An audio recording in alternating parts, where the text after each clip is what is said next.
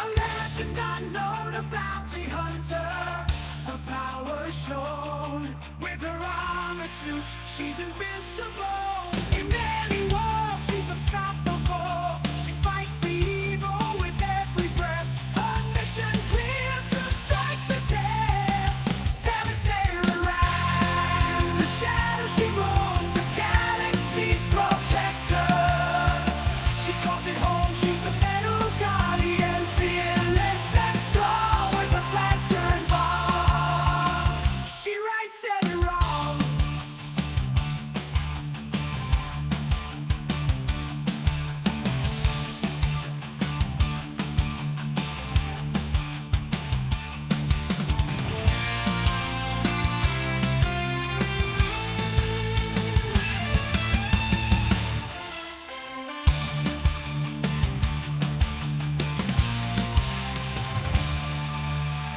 She's the metal guardian, fearless and strong with a blaster and bomb. She rights every wrong. She rights every wrong.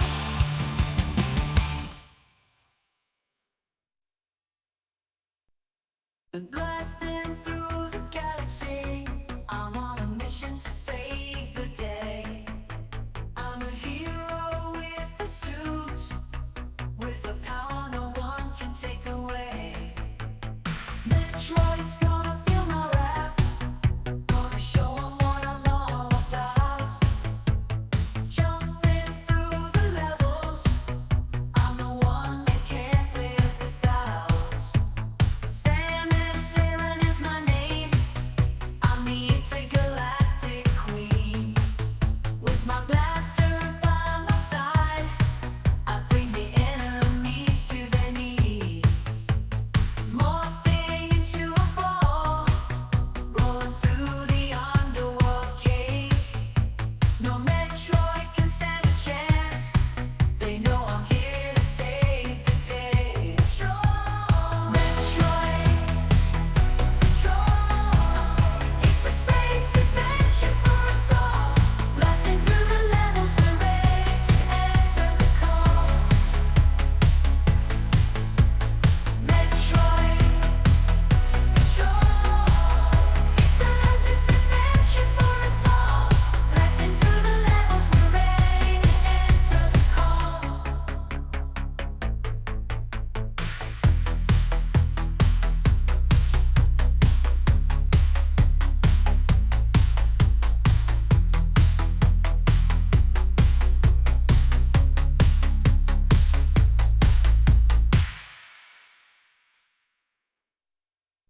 Blasting through the galaxy, I'm on a mission to save the day. I'm a hero with a suit, with a power no one can take away. Enter the cosmos, on a mission I embark. Lost in space, searching for the light in the dark. Exploring planets with my power suit intact. Metroid series, where the action is packed. Alien creatures lurking around every corner, blasting through enemies. I'm a fearless explorer, seems a galactic hero, fighting the evil. I won't let go.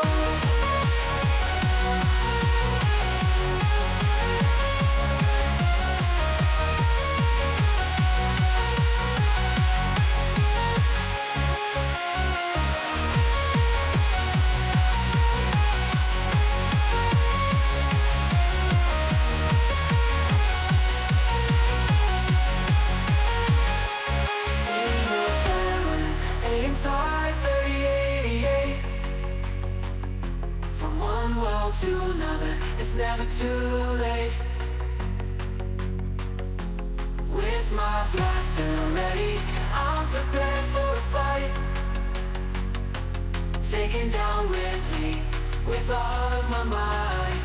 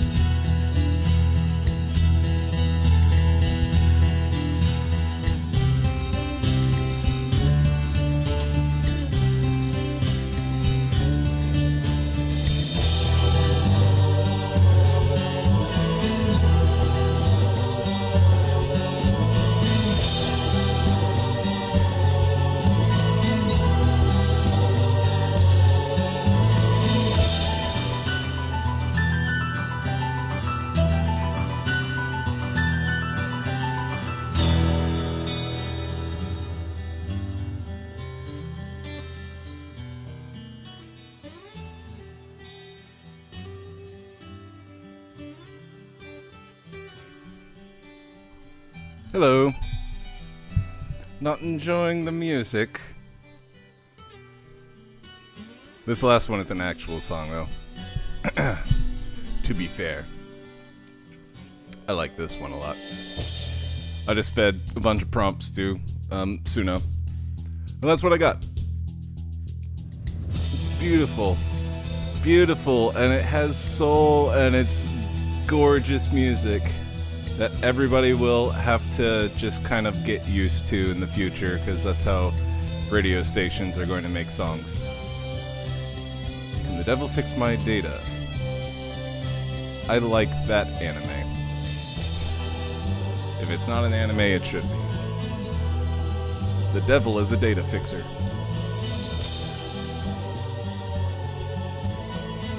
Or no. The devil is in IT. The devil works in IT. Now I want to listen to Nothing Else Matters by Metallica. And nothing else matters. Hey, little boy. Yeah, I could tell that last one is actual music by the fact that my headache started to subside. Woo-hoo! Anyways.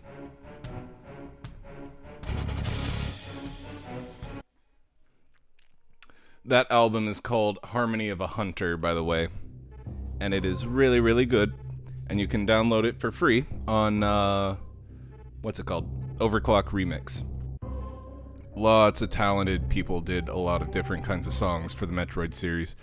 Really good. Highly recommend. And apparently there's a second album that's like Harmony of a Hunter 101%. But how is everybody? I see Elemental. Hey! I see Space. Welcome. I see Tyler. Hi! And I see trees of green and gratitude. Oh, shit! All right! Hope y'all are having a good day. So, like I mentioned, I took the liberty of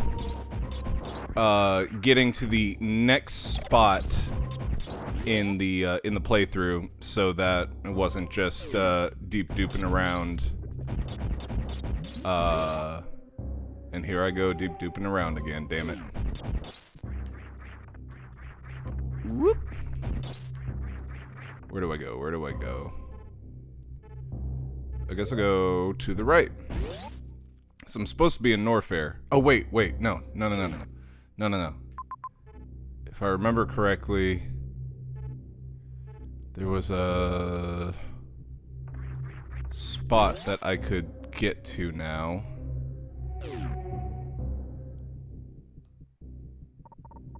Whoops. Whoopsie doopsie. Alright. Run! And I still think we're a long way off from AI replacing human musicians, if that ever does happen. Music is so personal, I can't see a lot of people actually giving a shit about AI musicians. Yeah, the only thing that I can see AI actually replacing humans for with music, or at least as far as music goes, is what's it called? Background music. You know? Like, just having background music for, whoops, how do I, there we go. Unique background music for, like, YouTube videos and stuff like that, where it doesn't actually matter. But, like, actual music, like, I'm gonna go to a concert and watch someone perform, no, we're not even close to that.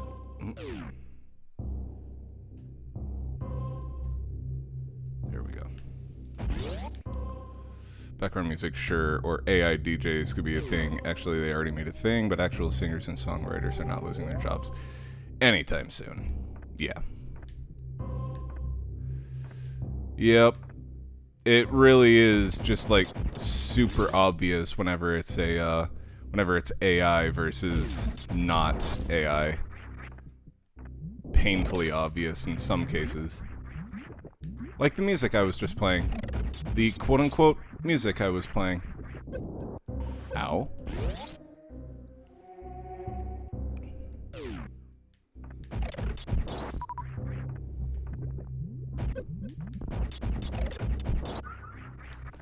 This looks like it can be bombed, or I can just go through it. Well, I can go through it, but I can't do anything with it yet. Let's see. Oh, that's right, it needs a super bomb. Alright.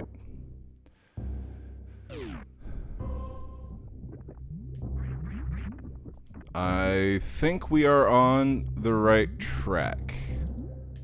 Boop. Boop. Boop.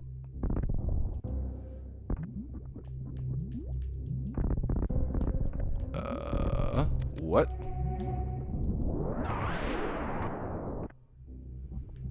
No.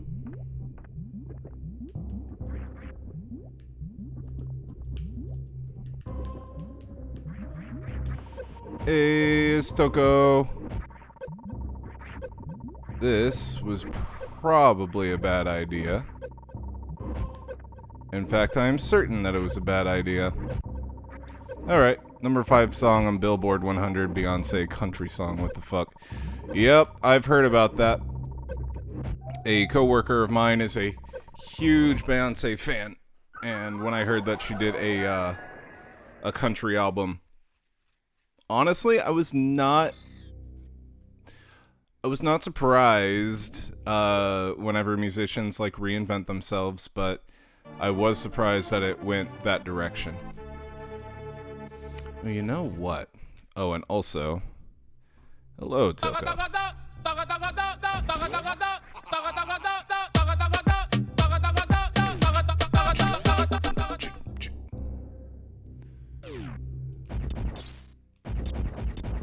Let's see. Is it over here?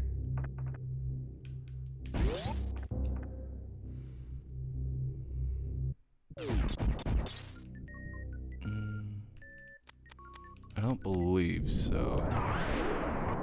Nope. Beyonce. Beyonce, eh? You know the one. Chill discussing JoJo Siwa.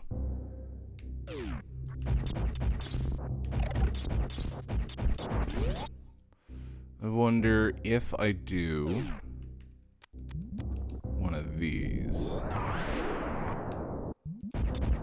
Nope. Nope, nope, nope.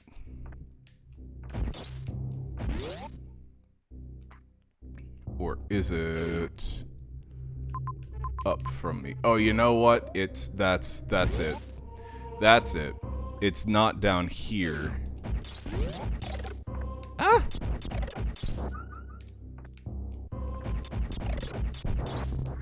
Woo! So, Radder and I have been playing through the Final Fantasy VII Remake, or Rebirth, rather. And last night we came upon this ridiculous, like, wow, this is a JRPG moment kind of silliness. And basically, Tifa says something really, really, like, heartfelt and emotional and whatever to this group of people. And all the people, after she's done, like, just brandishing her soul for everyone to see, their response is to do golf claps. So now whenever we do something that's like emotional or emotionally charged or whatever, our response now is to do stupid little golf claps after. It's just so ridiculous that their answer for putting your heart out there, putting your heart on the line, and just telling people your thoughts and feelings and whatever, just is golf claps. It's just silly. Let's see. What would you rather have? Huge cat? The Final Fantasy X laughter? That would be really funny, but no, I know. No. Although the Final Fantasy X would be pretty fucking funny.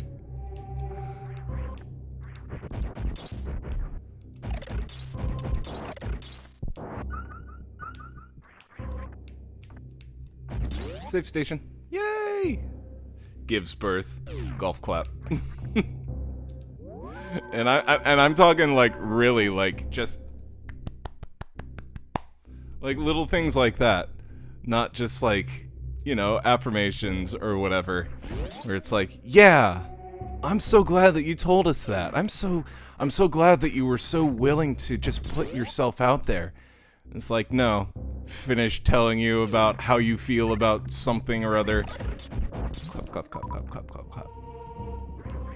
Thank you, everybody. Sits down. Thank you for sharing, Tifa. This is an AA meeting, though, so this is not really the place to talk about the live stream. Now tell us the last time you had a drink of alcohol. Let's see. I know it's not this way, but I may as well go this way.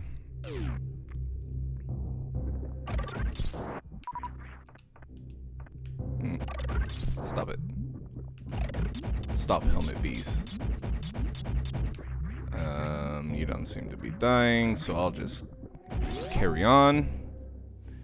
What's in here? Energy refill. But I'm already full. That looks like it might be a shortcut. This is another grappling beam puzzle. And by puzzle, I mean section. All I can say that the internet thanks Square Enix for the contribution of ultra-realistic Tifa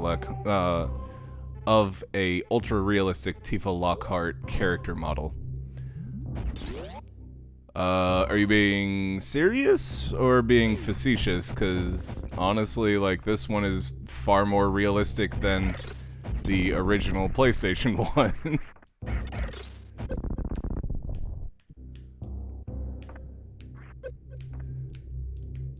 I think the thing that's unrealistic is, how, fucking jacked, like, everybody should be in this game. Or, like, not... I don't know.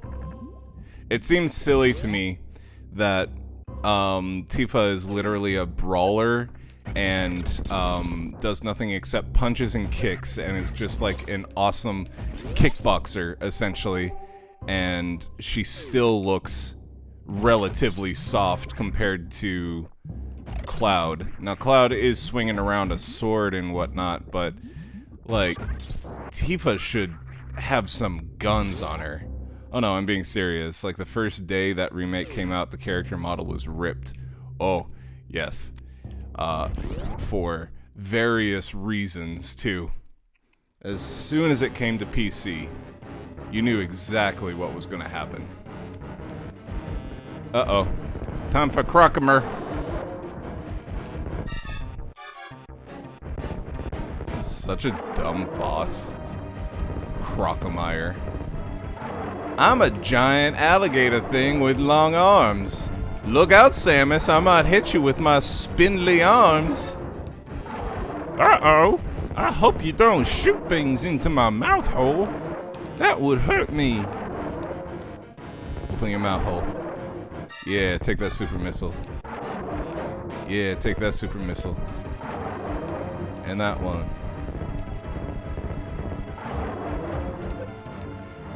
And that one. Keep taking my super dick in your mouth hole.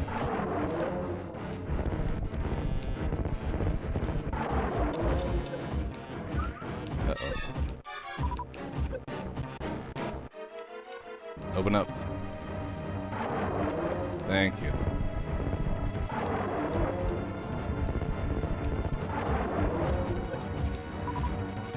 I like how it just paws the ground.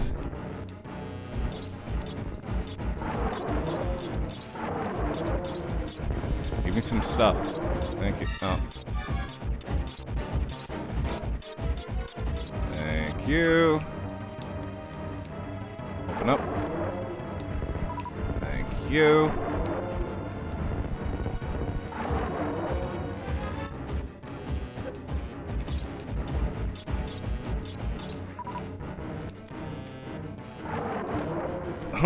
Ah! Ah! I'm a silly alligator.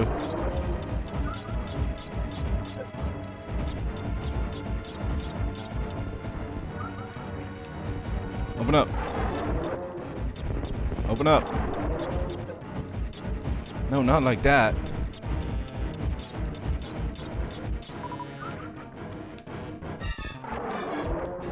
Go backwards. No, go backwards. I like his little, ooh, I'm gonna get you, like, wind up.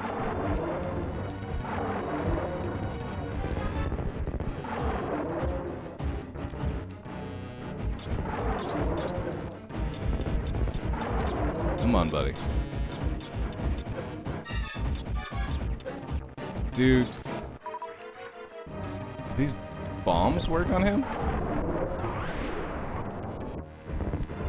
No. I didn't think so. Come on. Come on. Oh, we're all the way back here? Oh, come on.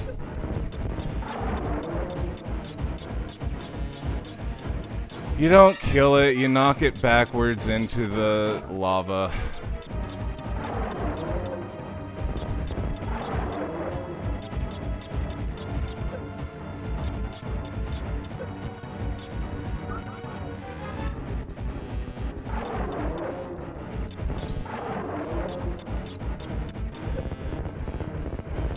Oh no!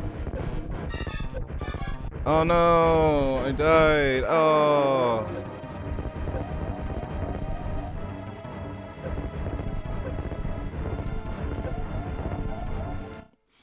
Yeah, that's kind of trope in modern games and movies. Badass female martial artist that looks like she would be blown over by a strong breeze. Yeah. I gotta say, I think that's the one thing that I don't like about her character. Other than that, she's great. Like, she's a lot more three-dimensional character-wise than she ever was in the PlayStation original. I had no idea that there was actual depth to her character, but also I feel like that was not what they wanted to convey in the original.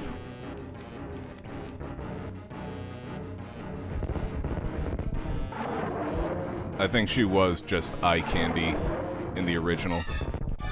Oh, I don't even need to jump. Just need to open your mouth. Okay. That's much easier. Keep going. Keep going, Crocomire.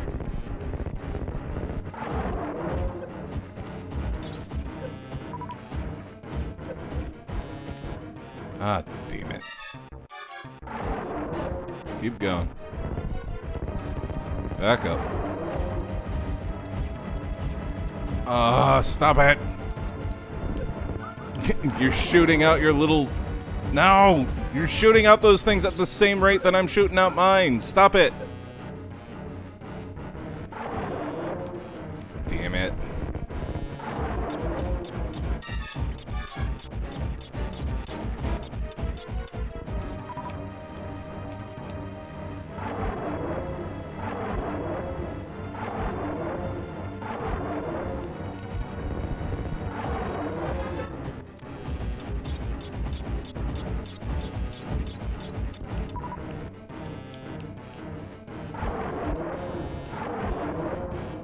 Come on, buddy.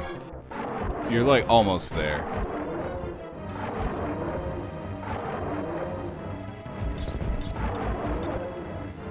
No! No! No! Stop moving! Stop moving, you crocodile piece of shit!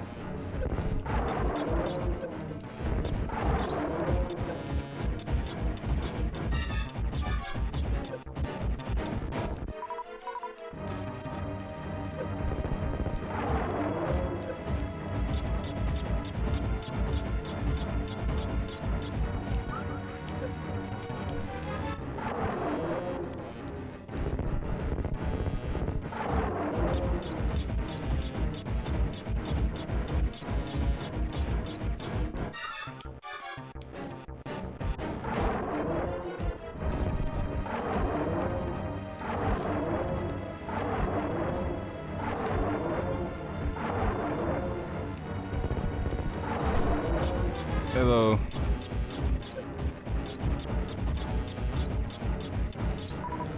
Tifa equals titties. That is the correct math, yes. She's much more than titties this time around, but... Oh yes, that was very much what she was the first time. That's why everybody loved Aerith so much. Yeah, they actually gave her character development.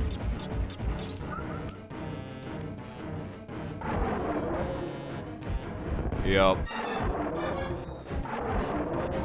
I also got you some, Reese's Pieces.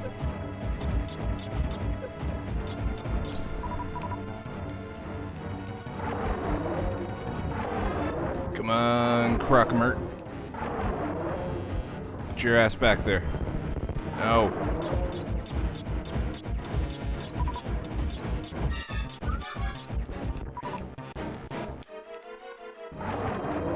Oh, come on.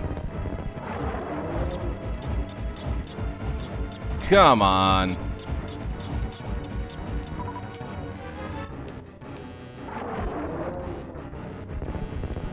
And again. And again.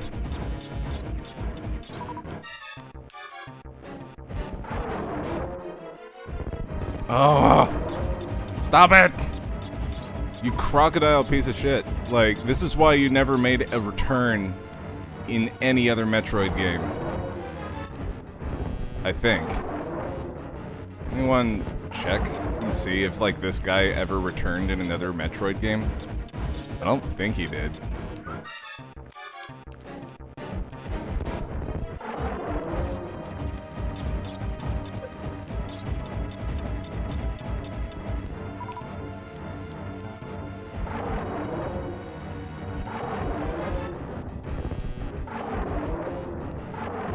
Get your ass back there. Get your ass back there, Uncle Fatty.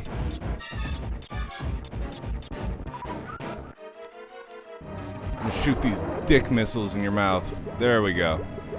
And now he tries to get back up. And then he has a very upsetting death yell.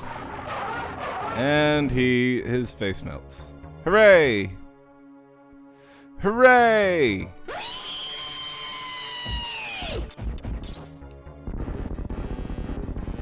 Uh-oh.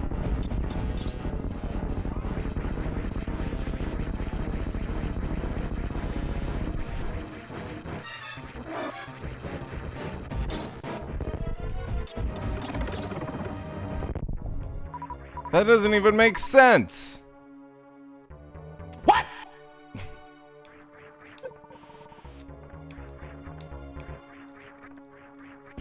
How did he do that? He's a Skellyman.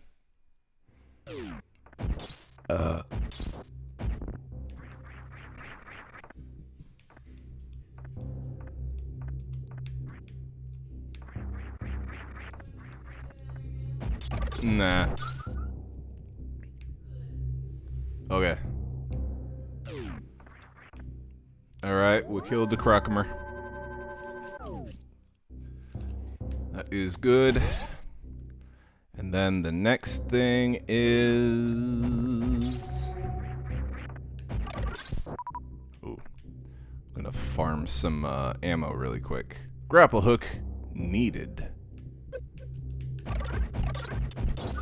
saw a speedrunner do that bit right there, where the grapple hook was needed, but instead of getting the grapple hook, all he did was go through the acid and then wall jumped up to the energy tank. And I'm like, yeah, that ain't me. That ain't me. That ain't me. That ain't me. I ain't no fortunate son. So much snow, ooh, the red, white, and blue. And when they sing hail to the chief, yeah, but deep boo. It ain't me. So got my paper in today, and shit, this is some thick ass paper. Some paper for what?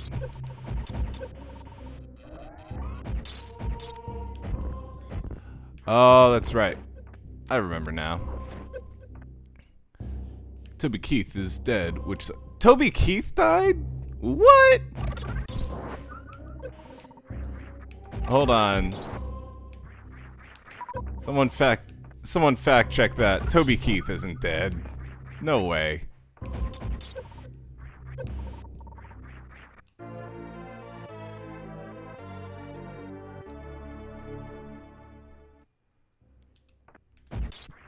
If he is dead, that's a significantly more upsetting celebrity death than O.J. Simpson.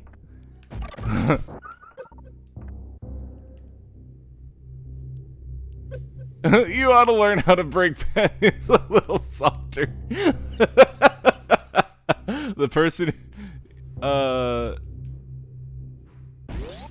No, Toby Keith. What? I'm playing a video game right now. Could someone do the googs for me? Oh wow, he died on April 5th? What? What did he die of? Holy shit. Cancer? Wow. I had no idea. Wow, okay. Yeah, I didn't realize he was sick either. February 5th? No. No, I feel like I would have heard something about that.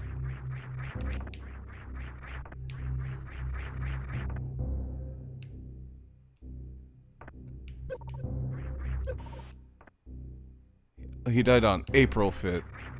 Wiki says February 5th. What? I don't believe you guys for... Okay, no, I do, but... What the fuck? He was 62. Wow. My bad, February 5th. That's crazy. Like, I'm not a huge country music fan, but... I feel like there would have been, like, more of a hubbub, especially living in the South. Yeah, I don't remember ever hearing about it either.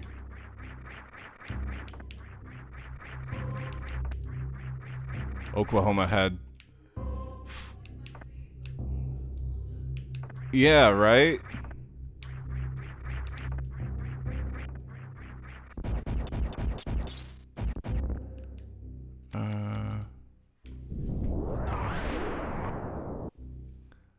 Oh. I love how the power bomb makes lava and everything disappear, but only for a second. Yeah, I mean, I grew up listening to Toby Keith. Yeah. Jesus Christ. Radar confirmed. Toby Keith did. Damn. Well, rest in peace, man. Shit. Like I said, I'm not a huge country music guy, but he was big. In fact, I used to put Toby Keith on when I played Metroid Prime 2, and I had multiple CDs of his.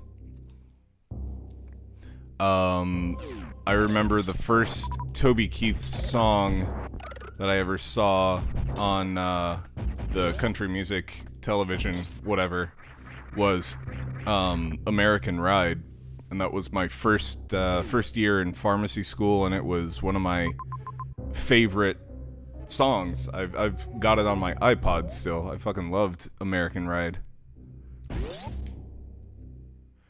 Winter getting colder, summer getting warmer, tidal wave coming across the Mexican border.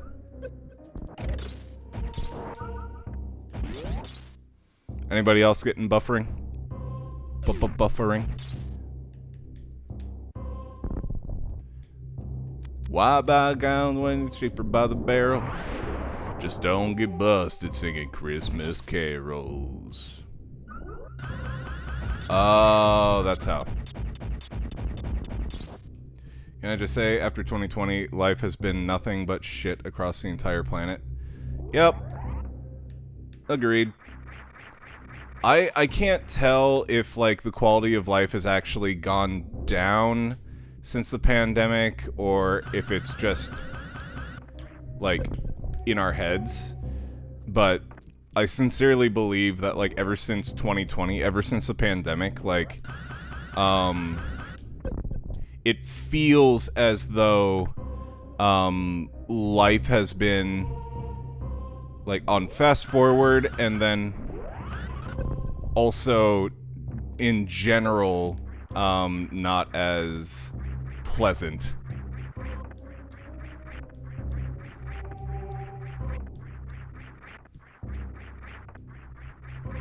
The pandemic was when everybody we grew up with started to die. Yeah, wasn't Alan Rickman one of the first 2020 deaths? He was 2017? Holy shit. Damn.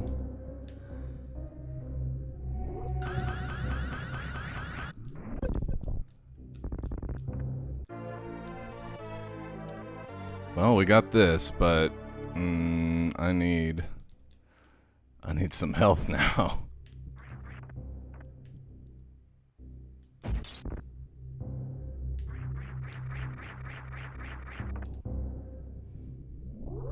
Wait, is there a place to... No, there's plenty of places to die, but no place to get health.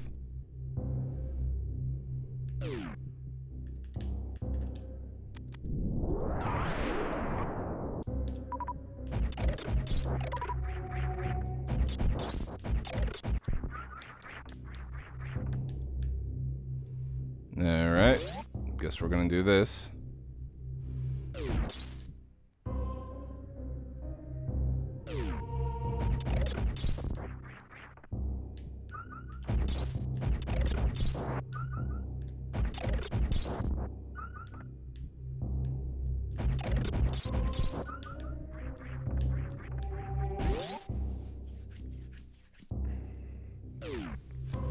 I am supposed to be going up that way, right?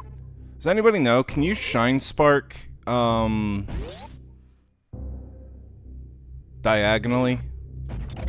Or is it only up and down, left and right?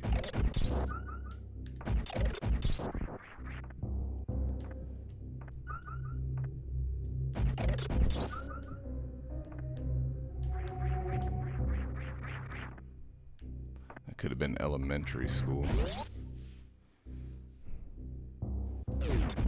I do not know the directions in which I can shine spark. And I'm fairly certain in order to get the grapple beam, I gotta shine spark up to that bit. 2001 was 7th grade. No, no it wasn't. Stop it, Toko. No, it wasn't. No.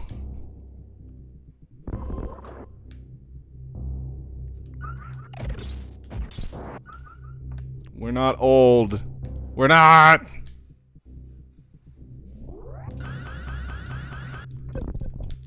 Damn it.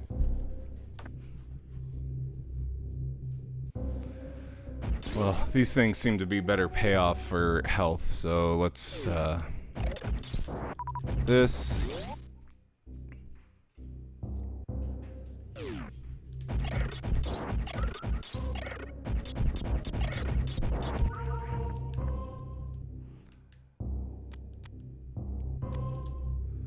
what I could find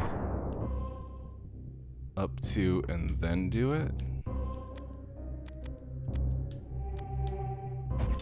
Well, I should really get some health, because for some reason, I don't remember any of the other Metroid games where you could do the Shine Spark actually, like, hurting you.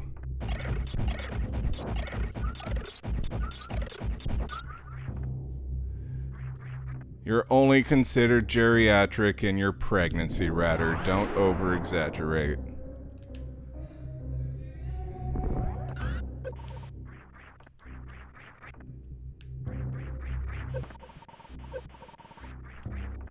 Write me a Toby Keith song about it.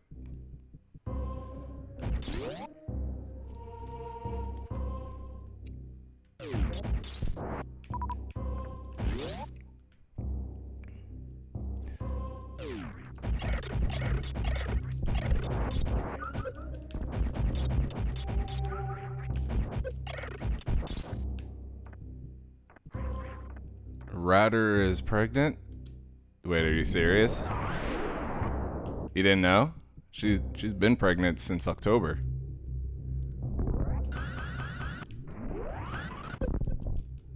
Fuck me.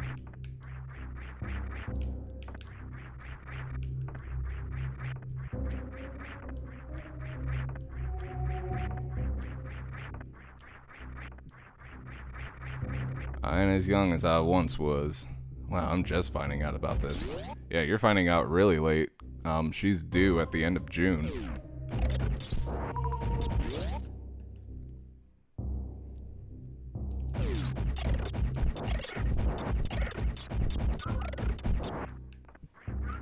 Oh, by the way, Toko, thank you, and Mrs. Toko for the present. We'll be sending you a formal thank you card, but just want to let you know that we got it and we appreciate it.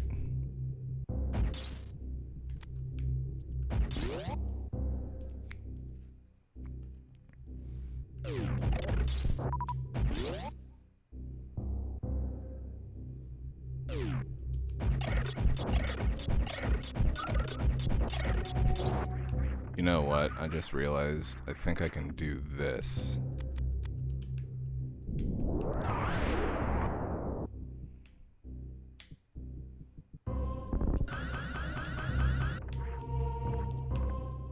Damn it.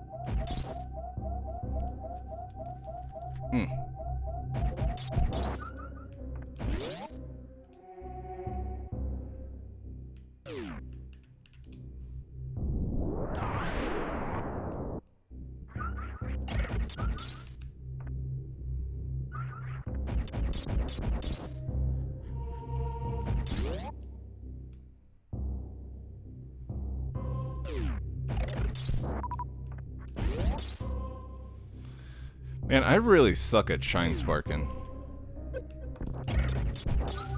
There is a way to do it diagonally, right?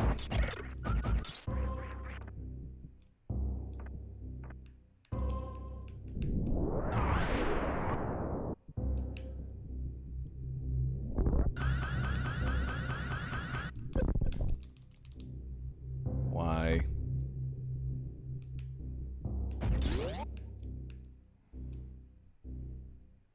I have never been good at figuring out how to do the damn shine spark. I played through Dread recently, and I was having a hell of a time getting it to work consistently for me. Oh, you know what? I may not even need to shine spark. Nope. No, I didn't.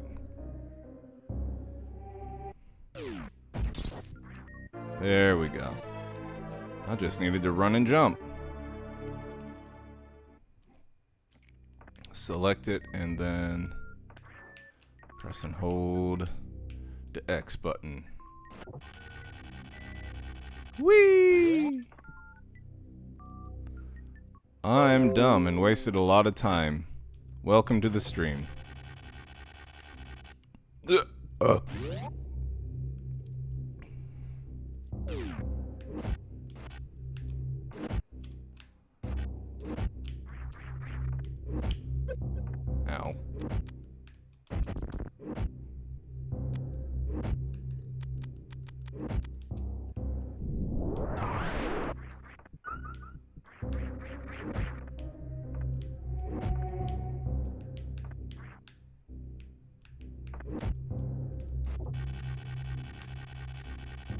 Whee!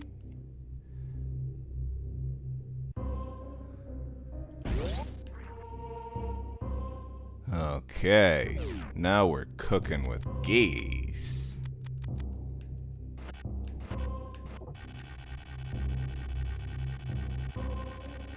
Woo!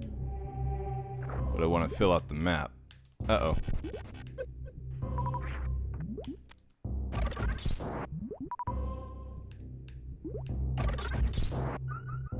Come on, Bubble Boys. Do it faster. Samus needs her power-ups.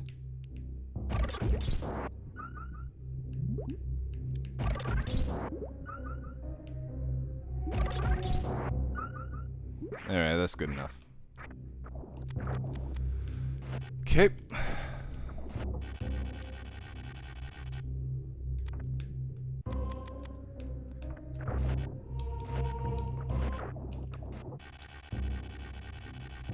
Woo! Oh wait, I gotta fill out this map. Oh god, it's leeches!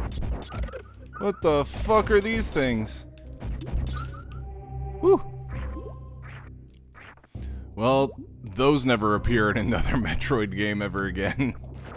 Whatever those were.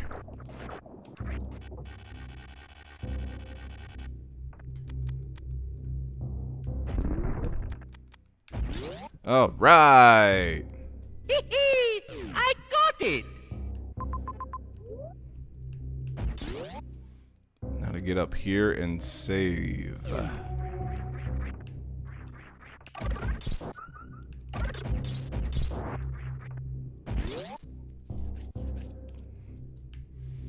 Hell yeah. I would love to save. Thank you, game.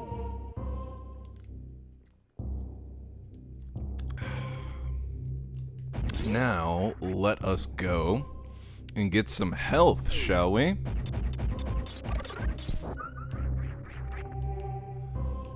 Now I can... Yeah. Whee!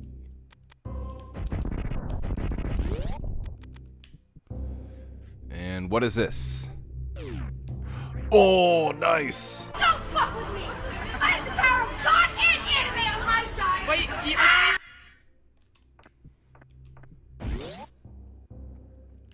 Love it.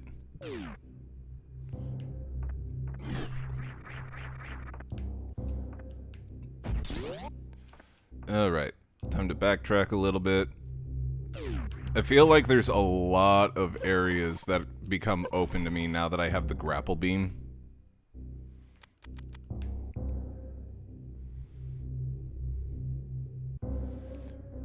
And whoop, jump. Yeah, homeboy that I was watching do the speed run of this just straight up jumped up the wall, and I'm like, yeah, that ain't me. Living your best life, but that ain't me. Cool.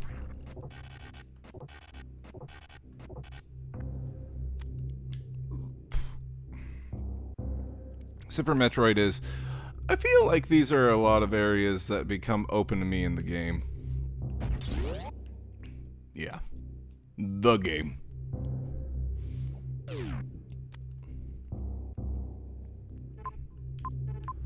Let's see, did I went that way before, but now I think I can actually... Oh, with that energy tank, let's save again, why not? Let's save again, why not? Let's do it. Tomorrow, I will be doing the yard work and then attempting to make egg macarons that Ratter is going to help me decorate to look like Yoshi eggs for our baby shower in a couple of weeks. I wish I had a way to send you and Lauren some, Toko, because I'm really happy with how my last macarons turned out. I really impressed myself, and I think these will be pretty good. Basically, the shell is going to be Rice Krispie kind of flavored, and then the inside is going to be what's it called? Marshmallow buttercream. I want some. Trust me, you will want some. If I ever needed to fall back on anything, if like times became hard, I kind of feel like Baker is what I would fall back on naturally. I would like to have it be voice acting, but gigs can be very difficult to nail down unless you're a big name. So, like, realistically, I feel like being a baker or a cook is something that I could do. Specifically baker, because I feel like cooks are more a dime a dozen, but bakers, everybody who has baked before knows that it is challenging as fuck. So many things can go wrong. And that's why a lot of people don't do it. But it's something that everyone enjoys.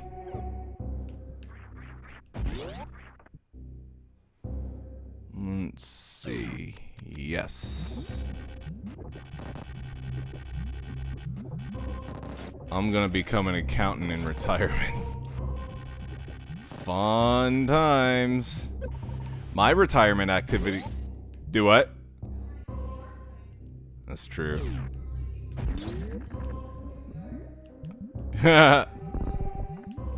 Ryder says that normally people will retire and then pursue the arts, but she is going to do the opposite and pursue the arts and then retire and become an accountant.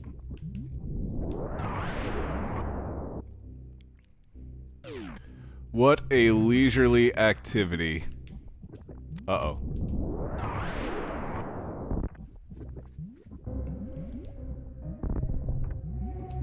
Do this.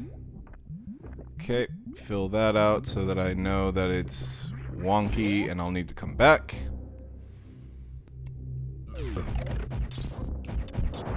Ryder, can you look up a weather report and tell me if it is actually supposed to rain tomorrow? I'm getting a notification that we're supposed to be getting rain, but I was planning on doing the yard work, and I hope not. I mean, does anybody actually have the presumption of retirement at this point? No. I was actually talking to a bunch of coworkers about this the other day, and they were talking about, so how what is your retirement plan, and what age are you going to be able to retire, and blah blah blah. And my point was, I don't think any of us are going to be able to retire at these times, if at all. Because, like, when you consider how much inflation and the economy and everything has fucked so many people, and the cost of healthcare and everything, I know a bunch of people that I work with that are continuing to work purely because they need the healthcare. I kind of just chuckle whenever they're like, "Oh, when are you going to be able to retire? At the rate that I'm going with saving, I should be able to retire by the time I'm 62." And it's like, but that's because of a snapshot right now. What about in, all the unforeseen bullshit that you can't anticipate, Like, what about inflation? What about healthcare? What about all these things that you can't anticipate? I don't think that you're gonna be able to say confidently, I'm gonna be able to retire at X age. I just don't. And I don't know if I'm alone in that sentiment. I kind of feel like I am, but I also feel like I'm being the realist here. Because it's like, you know that you'll be able to retire if you continue to make money at this pace, and also the economy stays the exact same. But, as we have seen, that is not the case. The economy is a very, very cruel mistress that changes just so quickly.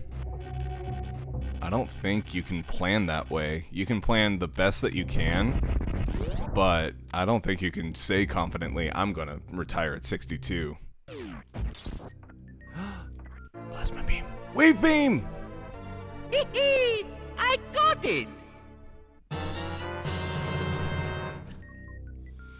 All we can do is save as much as possible and retire as soon as possible. Can't account for the unforeseen, though. Yes, exactly. So, like, that's where I'm at with it, is I'm gonna continue to save for retirement, but I think the prospect of what age are you gonna be able to retire is no longer a conversation. I think it is now more a conversation of at what age do you expect to need to retire? Because at this point, it's really going to become a game of, I just have to retire at this point because this disorder that I have, is becoming too much and I just can't work. I'm physically incapable of working. Presumably, y'all don't have Roth IRA, so I'm not sure there's anything you can do at this point. It's not like you can just say, oh. The only way you can realistically retire is if either A, strike gold in the stock market, or B, start off wealthy enough to invest significantly in a Roth IRA or something like that. Presumably, y'all don't have Roth IRA, so I'm not sure there's anything you can do at this point. It's not like you can just save up, unless you're happy with whatever Social Security will look like in the year 2060. We won't be getting Social Security. It will not exist. Like, as much as the older generations want it to be around for them for retirement, it's not even enough for them. As millennials, we've seen 9/11, the house market crash a couple of times, Great Recession, which seems never ending, and the pandemic and subsequent crazy inflation that resulted from it. We have come to expect the unexpected at this point. Yeah, all the things that people are only supposed to bear witness to once in their life, we have basically seen threefold for each. The only thing, and knock on wood, that it doesn't happen, that we have not seen at this point as millennials, is a world war. Roth IRA is what financial advisors always recommend. Just start investing in it right out of high school, and after about 40 years of investing, you'll have retirement nest egg. I've got some really good 401k stuff built up, but that's for me. Like, yes, Ratter will be sharing in that, but my point is, the 401k was not something that I was setting aside for more than one person. Ratter has her own ideas for retirement saving, which includes a Roth IRA, God, what a stream this is. Playing fucking Super Metroid and then also talking about finances. 401ks are nice, but they don't really do well against inflation. No, yeah, exactly. It's just a thing that I happen to get through my employer, so I take advantage of it. But a Roth IRA is... like, retirement savings are basically good for an individual, so, like, individuals need to save together. Unless one person is really well off, it's very difficult to do. Yeah, I mean, if you get it offered through your employer, it's no-brainer, just free money. Exactly. I keep meaning to start a Roth IRA for my own contribution to retirement since I don't have any other retirement savings from work, but I keep getting stuck trying to decide who to go through.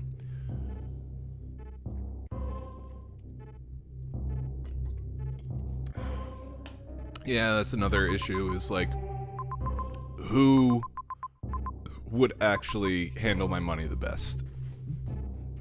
Kind of tough at this point in life, though. Like, I just got out of debt this year, and it's kind of too little too late. Yeah, that's another thing. Like, the reason why we had the garage sale, or the yard sale, was specifically so that we can pay off some debts, so that we can have a little bit of financial wiggle room for all the bullshit that is going to come with Nugget.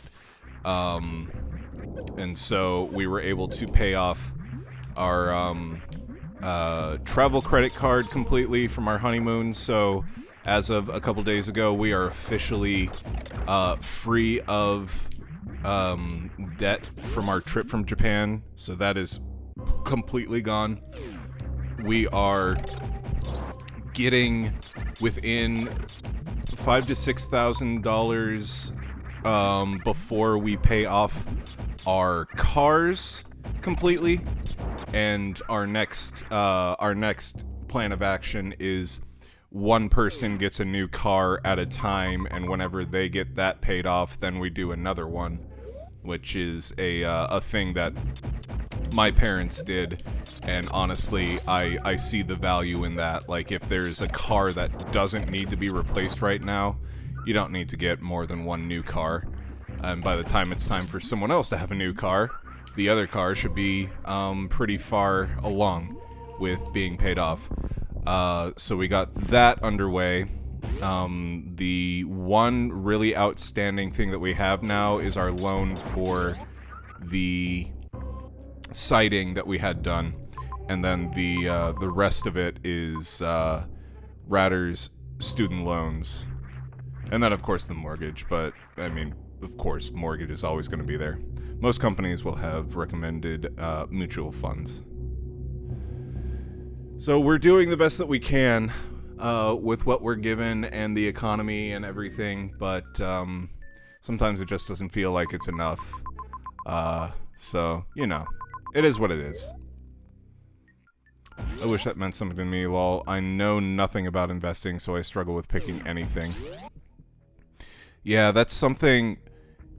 If there was one thing that I wish schools would be better about, it's teaching the younger generation about finances and saving and taxes and whatnot. Like, instead of teaching people geometry, which, you know, is important for certain people, I want a couple of life classes that are like the core classes. I really feel like that would do so many Gen Alpha and Gen Beta kids so much more good than the rest of it. Like, you remember how every math teacher was like, you'll never have a calculator with you. You gotta know how to do algebra, blah, blah, blah. Sure, knowing how to do algebra is important, but there are things that can do it for you now. But finances and taxes and everything are something that are not going to go away anytime soon. And I feel completely just in the dark about. I don't know anything about Wall Street. I don't know anything about stocks. I don't know anything about like before I went into college, I had no idea what a Roth IRA was versus a traditional IRA, like what those things were and how to invest and like all that. The most investment talk that I ever got to talk to by my parents, specifically my dad, was setting aside 10% of every paycheck into like a rainy day fund and a savings account and whatever. And that's important, but like I digress. I really think public education could do with a basic life skills core classes for every year. Like freshman year, you learn about cooking and cleaning. Sophomore year, you learn about taxes. Junior year, you learn about finances and like Wall Street and like all those things. And like, yeah. And senior year, you learn about like retirement things and short run business plans and long run business plans and like all that. And balancing debts and investments. Yeah. Like, there's a lot of stuff that going into college we had no real idea about. For example, student loans. That completely fucked our generation sideways. So, yeah. Oh, by the way.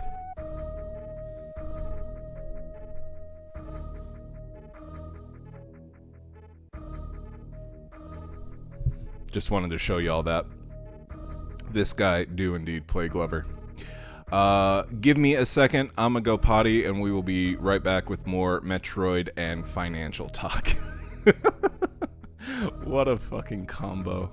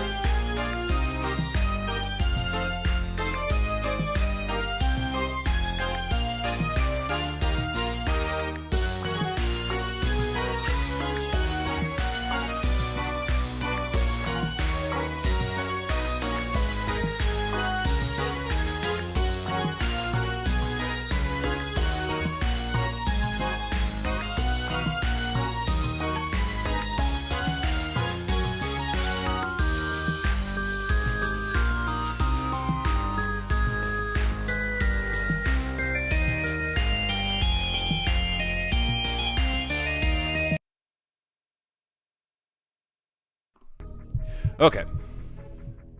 I wanted to show y'all this, actually. Let me gear up the sound.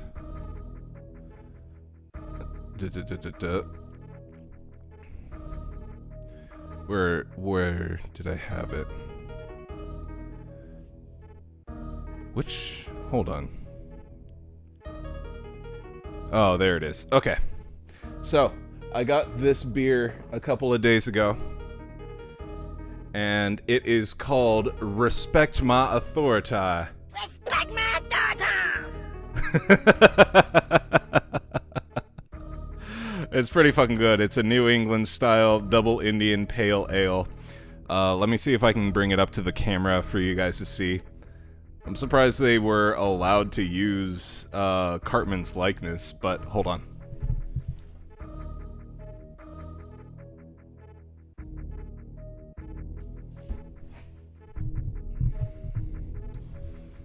Do it one more time. Respect my daughter! All right.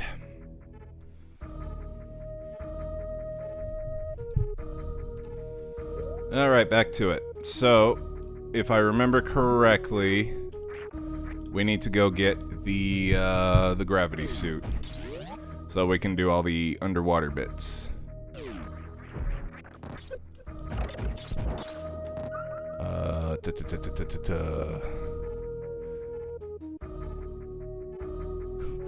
Please, Mama, don't let Kathleen Kennedy replace me with a diverse woman. That was a really good episode of South Park, though. Like, can we take a moment to appreciate that that fucking episode and how Kathleen Kennedy was played by a female Cartman? Like, that was a really fucking funny episode. Into the Panderverse.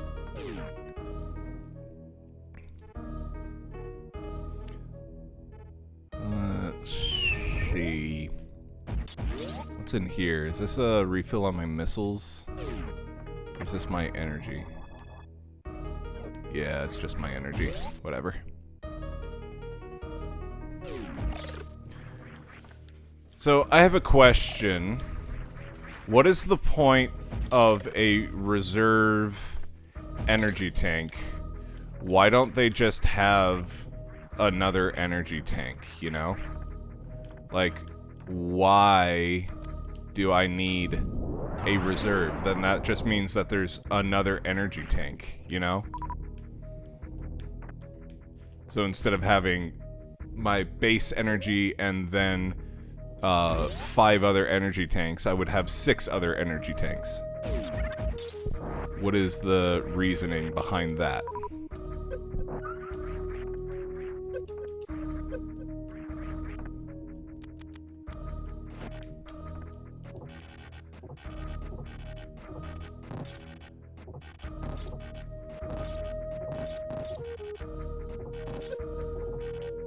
Whew.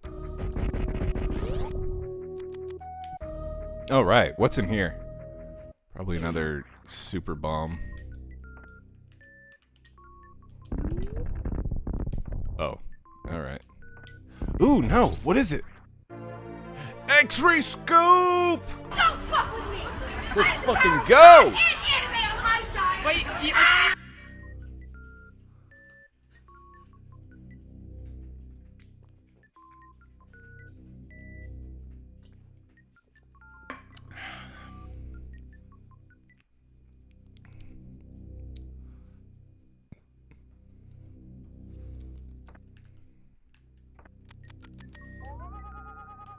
Dude, yes.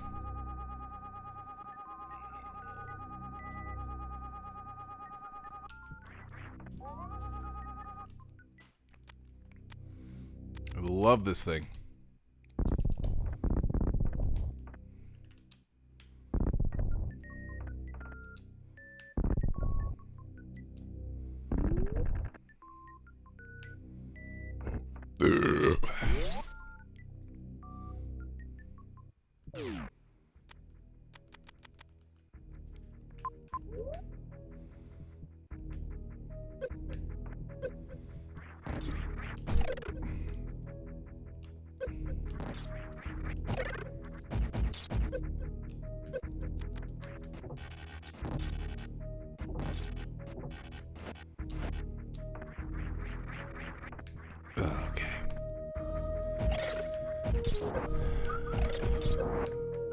Done it!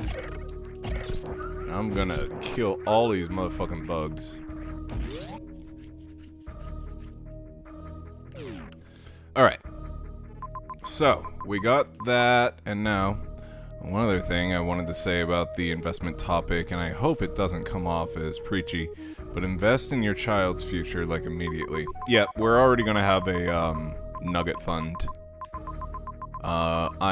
We have to discuss how much we're actually gonna be putting aside for nugget, but we will be having a nugget fund.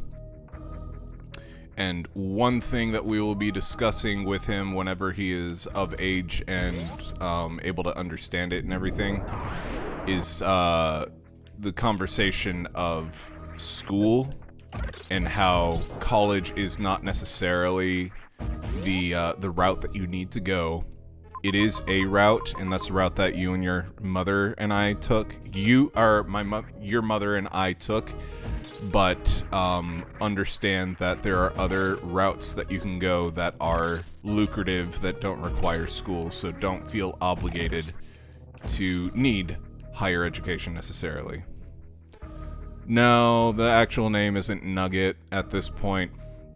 Ratter actually has a very interesting story about our baby's name that neither of us were expecting.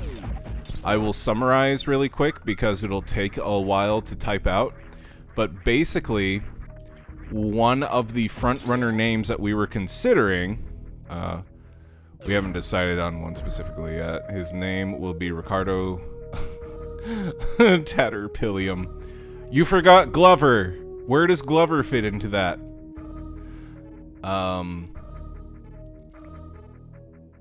What's it called?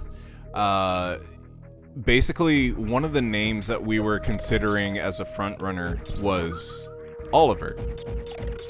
And then one day we found out that Oliver was just a name that was everywhere. And it has been the #1 boy's name for 3 years running, according to Ratter.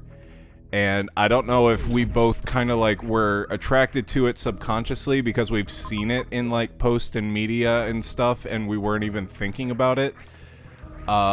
We just like the idea of calling him Ollie. But then we find out that Oliver is basically the mid-1980s version of Michael. What a twist. Ricardo Glover Tatterpillium. Tatter and Pillium would be the last names. Yeah, you would hyphenate them. But yeah, because of that, we have decided to take Oliver out of the running. We were Oliver Twist. Nice. Nice. Yeah, we had no fucking clue that it was as popular as it was. Just don't name him Jace. It's my only request. Aw, come on. But I know this really cool guy named Jace. Man, taking away all my fun. Nope. We are going into the 3rd trimester and still have 0 clue what we're going to be naming this creature. So, honestly, I feel like that's not too terribly uncommon to have the kid be born and you still aren't sure what name to name them. Or at least that's what I tell myself to feel better about the fact that we haven't come up with a name yet. We have a short list, but nothing's decided. Name him Naruto! Dunskies. That's fucking it. Game over. Any other suggestion is null and void. No, what if we fucking name him Goku in respect for the passing of Akira Toriyama? Ooh, Ratter! What if we name him Sylvando after a character from a game that was inspired by the artwork of Akira Toriyama? She loves Sylvando. The incredibly flamboyant character from the Dragon Quest series. fucking Salvador. I don't even remember the name of the guy that I hate, but he's not like a usual character. He was like a bonus one in the post game.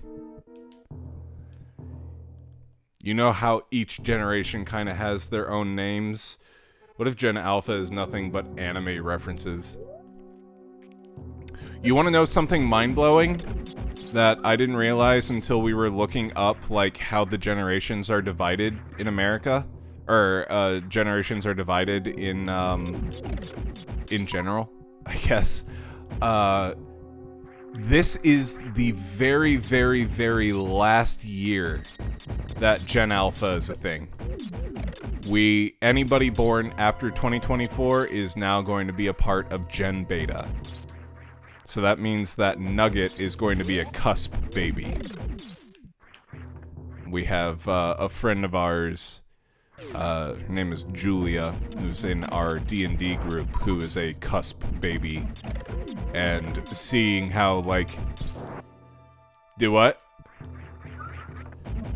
Well, nobody knows her, and the people who do are not here, so... But, she is a cusp baby, and she knows Gen Z stuff and millennial stuff, and basically, like, is an in-betweener, so she doesn't really have a place to call home, but she knows all the references and understands the plights of both generations and whatnot. So that's basically going to be Nugget. Gen Alpha was 2010. Yes. 2010 to 2024 is Gen Alpha.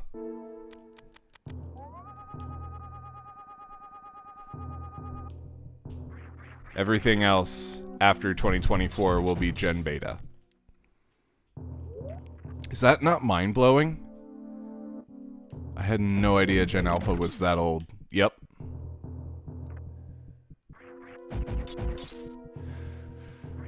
And I joke with my friends about this, but basically my group of friends have kids.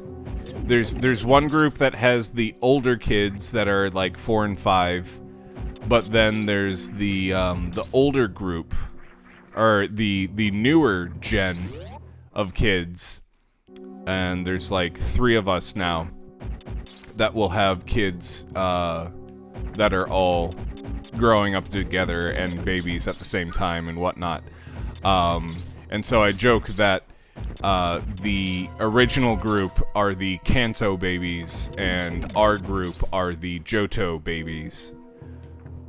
But basically, yeah, like, by the time those, the older kids are, like, preteens or whatever, and going into 6th grade, our kids will be in, like, kindergarten, 1st grade or whatever. So, yeah, it's kind of like a new generation of Pokemon. Let's see how Respect My Authority tastes. What'll happen when we're out of generation? That's the thing. This was another thing that we discussed. So Gen X was Gen X, right? And then Millennials were Gen Y, and Gen Z is Gen Z. So then that was when they started doing Gen Alpha and Gen Beta. So basically we're going to have Alpha, Beta, Gamma, Delta, Epsilon, whatever. But why is it that up until Gen X, like, we had only been doing like names that were representative of the time?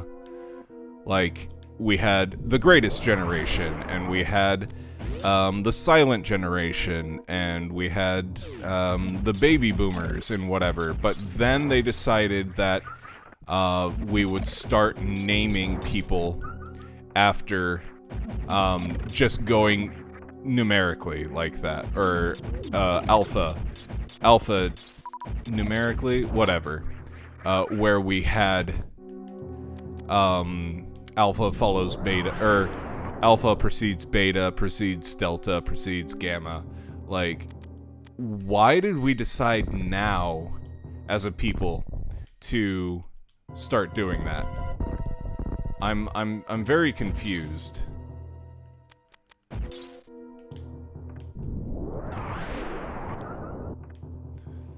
Okay, so this ain't it. Scott M, welcome. Welcome.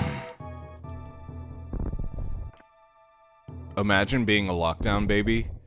Dude, like that's something that I couldn't fathom. Like being why don't they call, you know, like Gen Alpha the pandemic babies or whatever? Like I feel like that's really apt. So many Gen Alphas were conceived during lockdown. So like why not? It all started with Gen X, I think, and after that they said they had to call the next one Gen Y. But then they still called us millennials. Nobody knows us as... Do what? No, we're Gen Y. No. Millennials are Gen Y. Gen Z is its own thing. But, yes. Colloquially, we were known as millennials. But, even so... why did they start naming it Gen X, Gen Y, and Gen Z when all the other generations were named after a thing?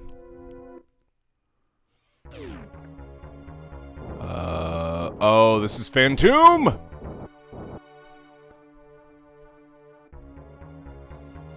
Yeah, they started running out of ideas, so they're like, you know what? Greek alphabet's pretty cool.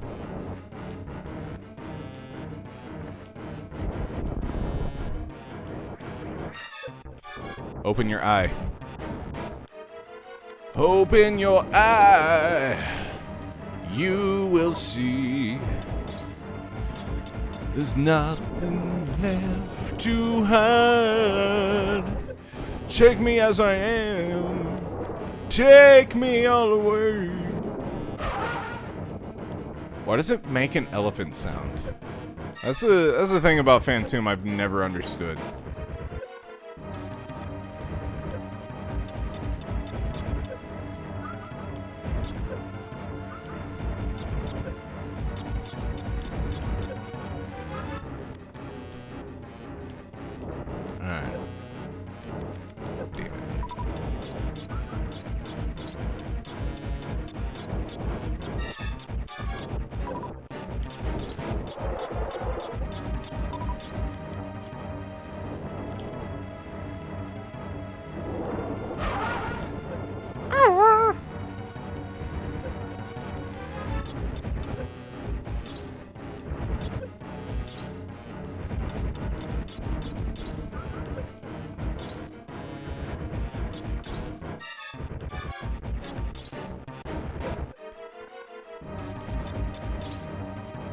Start giving me some more of that fire.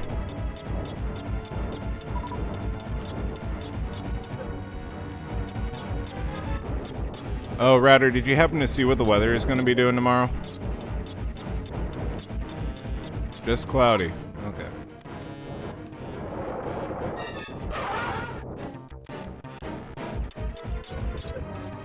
Ah.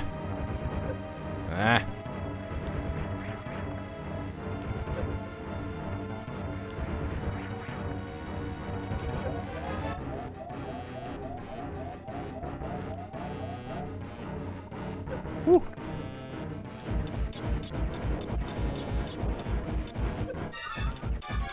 I can definitely work with cloudy.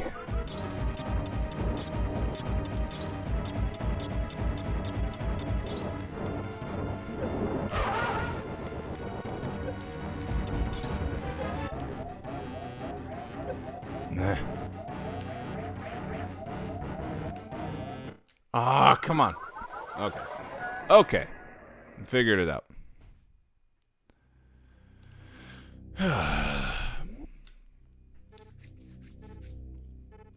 Oh, that was the last time I saved? Fuck you, that was the last time I saved? God damn it. Ah. Whatever. Where's sunscreen? What, you don't like this farmer's tan? Look at that shit. That's from sitting outside doing that yard sale. Doesn't look nearly as angry as it did a couple days ago. Yeah, you can burn even when it's cloudy because the sunburn is not because of the sun directly, it's the UV rays. Brr. I know. Just put sunblock on the whatever parts and mow topless. The burnt parts. Burn the rest of your torso. Just make it even. It's embarrassing.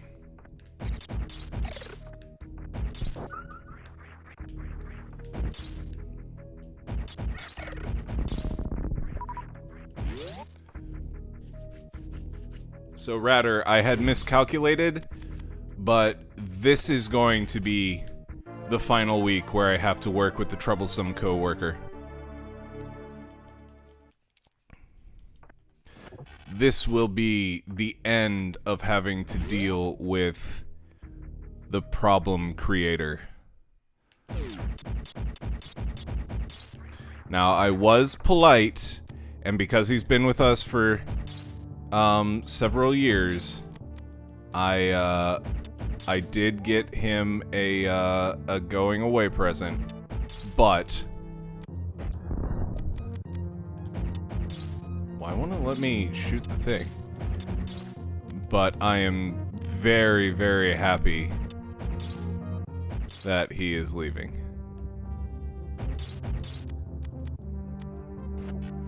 Oh, because I was on the X-ray thing. Fuck, I'm stupid. Kill him with kindness. That's the thing. Even though he's been an asshat, he has also been an asset to the department. So, like, he did his job and whatever, but he's just really hard to work with. So, I got him a couple of pins because he likes pins. And one of the main reasons why he's leaving is because he's holding himself accountable to finishing his nursing program and living on his own over here. He has not been making any sort of progress towards finishing up the program. So he's moving back home so he can just focus on finishing that up, which I find admirable. I still find him very much an abhorrent coworker, but I find the idea that the reason why he is leaving to pursue higher education and finish up what he started admirable. I would find that admirable with anybody, honestly. But I am happy to see him go, so I got him a little something to say goodbye. I got him a pin that has a stool in it, inside of like a pea jar, and it's supposed to be a cute little stool sample joke. A poopy, yes. And I also got him a pin that I've already given him, that is just the phrase "see you next Tuesday," because quite honestly, the guy was a cunt. But also, his rotation always began on a Tuesday, so it was like, this is kind of appropriate. But yeah, he will be finally finishing up this coming Tuesday, and I am happy. First, I thought you meant you put the pin inside a pea jar and gave it to him. It was like, hit you with some golf claps. Yay! We need to get like some golf claps for the stream, just whenever somebody does something that's like super emotional or whatever in the game, we can do the Final Fantasy golf claps. I love that. I think that's my favorite thing about Rebirth, is just how ridiculous that notion is of doing golf claps whenever somebody is bearing their soul.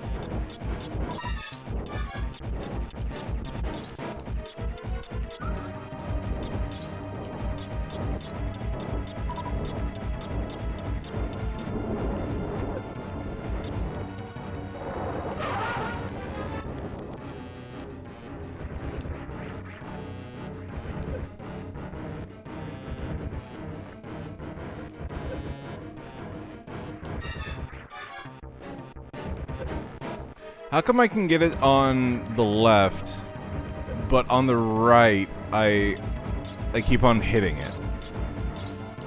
What is wrong with me? Or is it asymmetrical? It might be that it's just asymmetrical, and like there's an extra thing of fire popping up.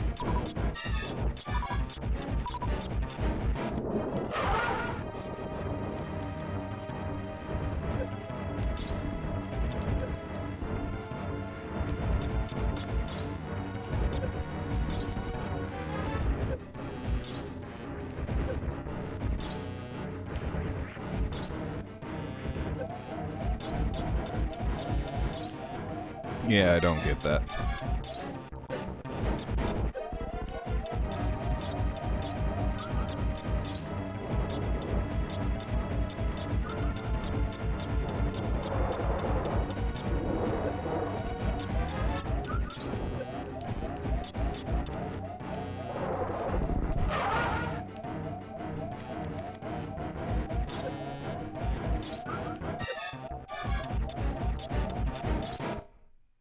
Damn it.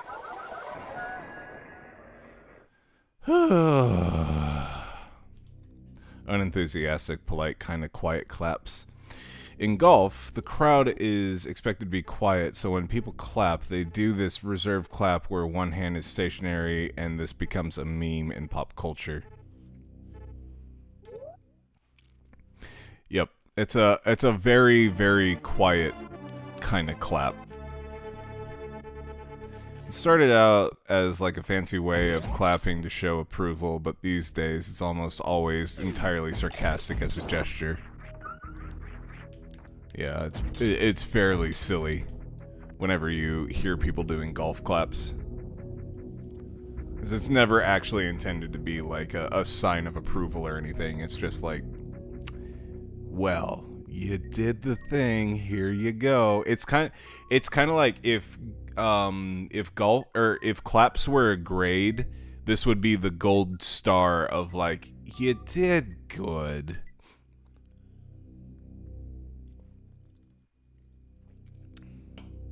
This would be the A for effort clap.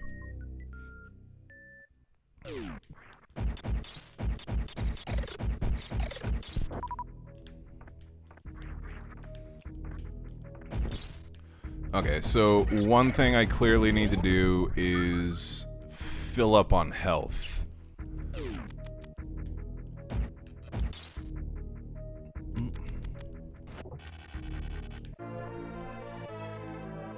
You got the missile. Ugh, I like E for effort. E for effort also counts. But through that sentiment, you understand exactly what a golf clap is. Good job, buddy.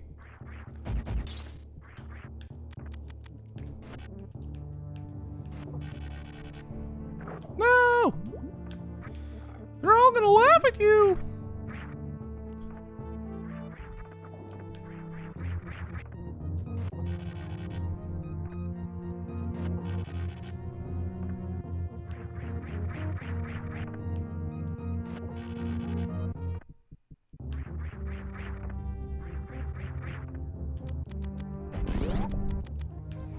I will say one thing that I really dislike about Super Metroid versus the other ones is having to push select to find all of the weapons and whatnot. Like, I feel like other Metroid games had a lot easier way of, like, getting all of the different stuff. Well, okay, so this one was limited by the fact that it had, like, a D-pad and 4 face buttons, right? So I guess I get why the limitations, but also there are two buttons on the SNES controller that don't actually get used. Why? Why would you have them selecting through for missiles if you have the B and Y buttons available to just be like a quick missile button, you know?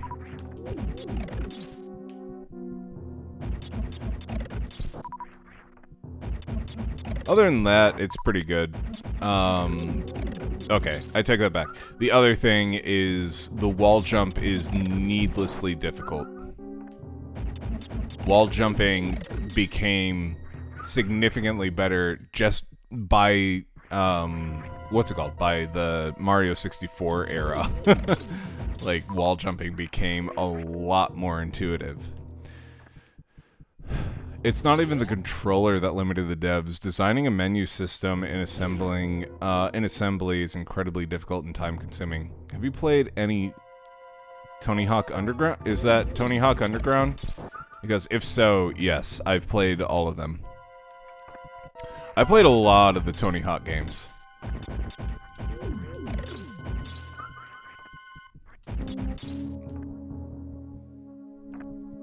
So back in the day, programmers had to use assembly, which is a really manual way of coding things. This was before C++ was used for games like this. Assembly. This is literally the first time I've ever heard about that, so I assume if it preceded C++, then it was definitely older. Yes, Thug is Tony Hawk Underground. That's why old school menu systems were so rough. Yes, I played through all of the Tony Hawk Underground games, and I thoroughly enjoyed 1 more than 2, but I enjoyed the environments of 2 more than 1.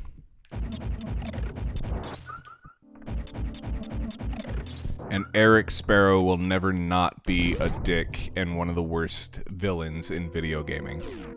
He stole my Hawaii footage and presented it as his own, and he got sponsored, and I'm over here having to, like, fucking suck dicks in order to get into the Warped Tour, whatever, the Boom Boom Huck Jam, and I'm not happy about that. Eric Sparrow sucks.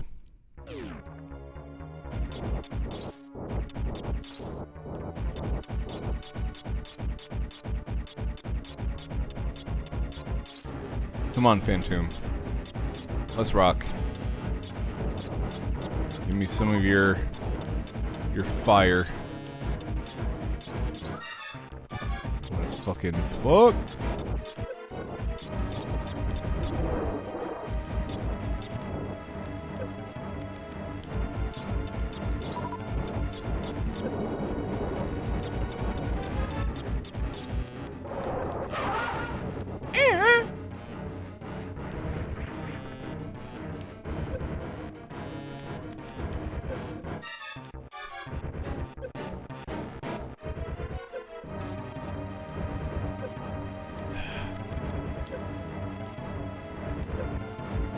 I was kind of hoping that being a morph ball would be small enough of a target to where I wouldn't get hit, but I guess that's not the case. Where are you at, buddy?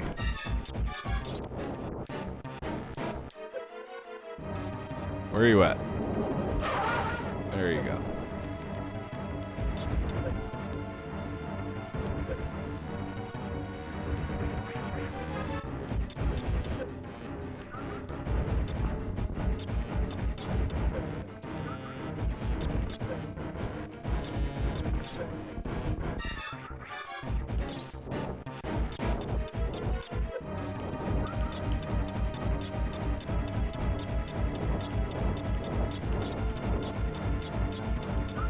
Yeah, some big energy. Thank you.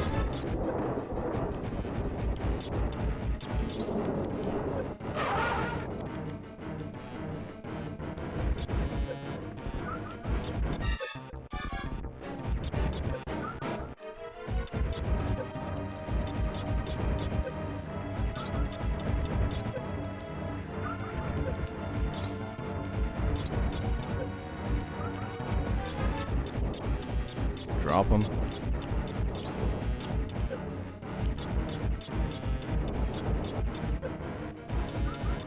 There we go.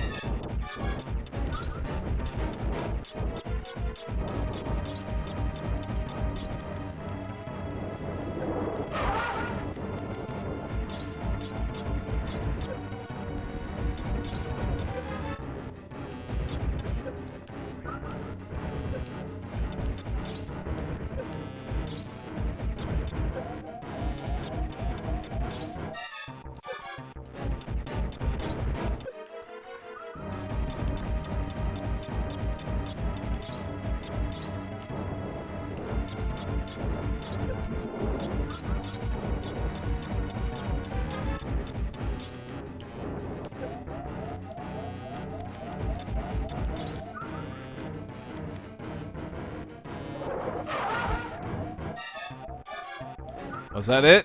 Is he fucking dead? Hell yeah! Respect my daughter!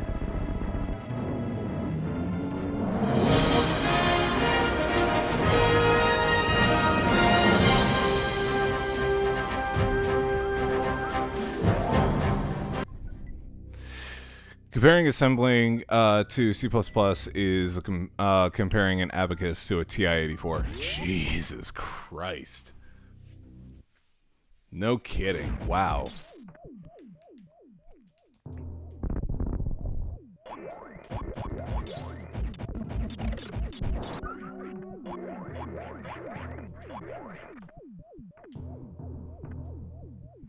It's over here. Ah! A map! In Thug 2, Eric Sparrow peed himself. Yep. They had him as a joke in the very beginning of the game, which was very much appreciated. I'm glad Thug 2 he pees himself.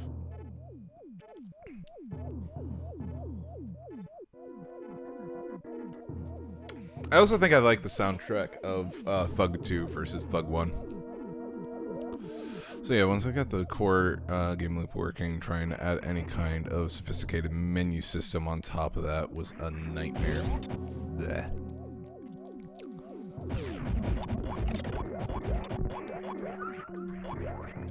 Alright, R2D, nothing. R3D3.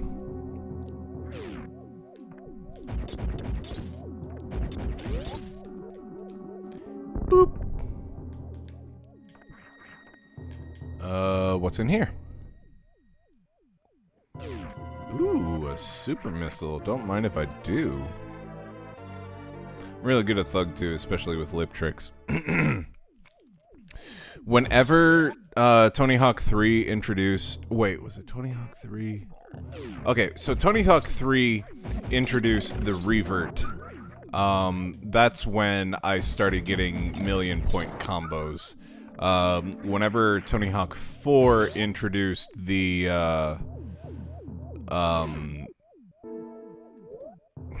whenever you, transfer from one bowl to another, basically hold down R2 and L2 and you transfer, that's when I started getting like million-point combos easy.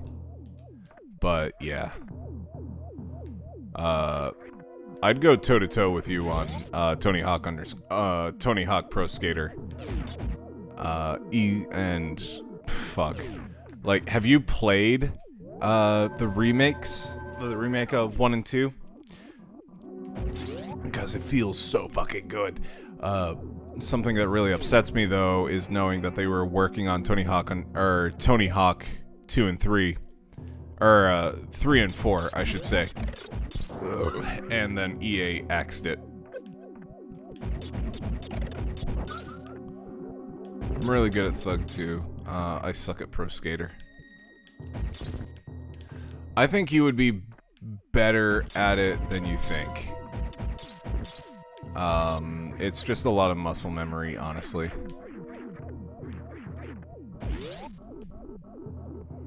Alright, so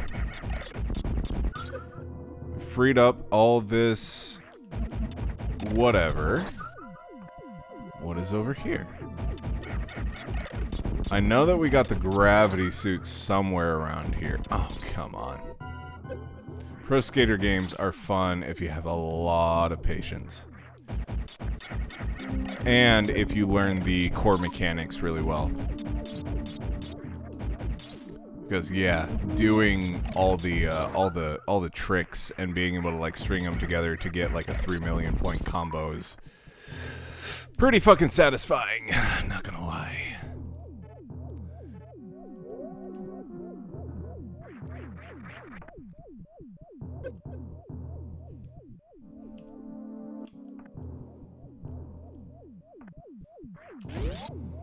What is in here? Oh, it's outside. That's what's in here. It's out there.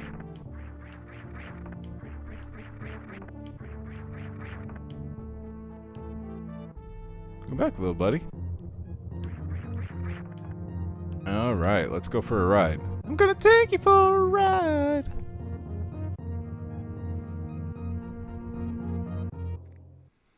I hope you bring me to something good.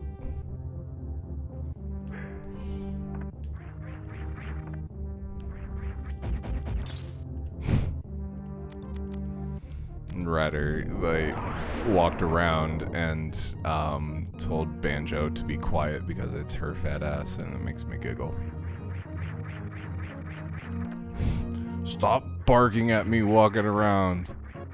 I know I'm heavy.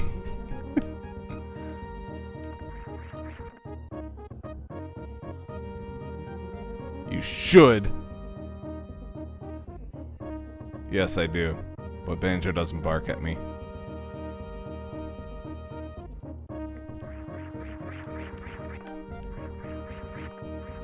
Come back here, buddy. Alright, let's go for a ride. Let's see where this takes us. They're essentially fighting games where the opponent is yourself. I fucking love the Tony Hawk games, man. I love them so much more than I did the skate games. The skate games are so fucking hard. But people who actually skate will tell you that the skate games are more realistic when it comes to skateboarding mechanics. And I understand that, but sometimes I want to do ridiculous bullshit versus, you know, realistic physics. Sometimes ridiculous bullshit is more fun. I mean, not a lot of people go into video games for realism, to be fair. And if they do, I feel like there are other mediums that they could go into that would be more fitting to their taste. That's like saying I go into D&D expecting realistic characters and situations, and when they get faced with an owlbear, they're like, ugh, what is this shit?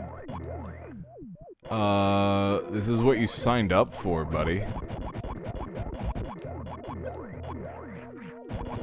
I like realism.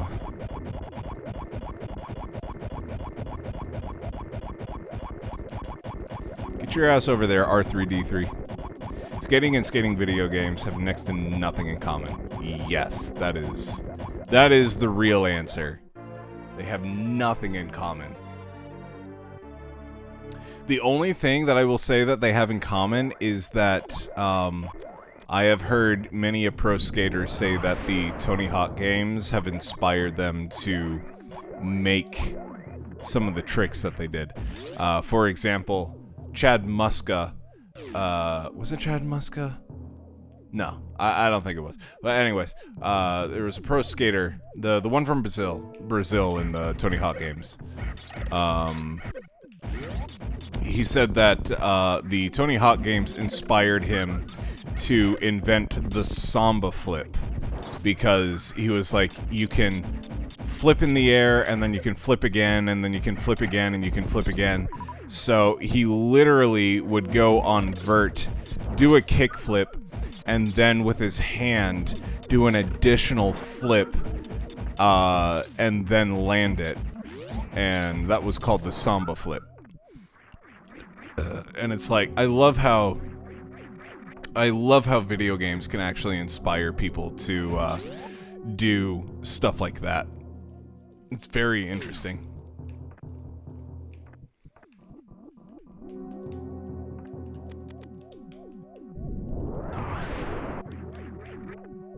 Yeah, there are probably a lot of real-life skaters who played the games first and then went out and tried it for real. I mean, that's how I got inspired by it.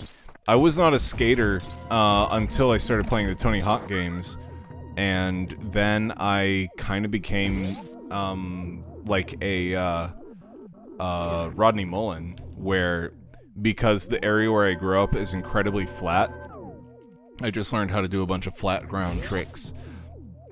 So I learned like truck stands and Casper flips, and yeah, that was my bread and butter.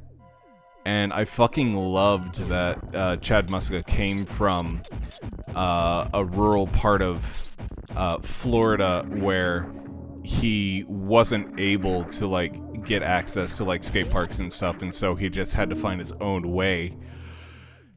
And I'm like, oh my god, he's like me for real, for real. Jill was then inspired to make the Yomamba flip. Ah! Nice.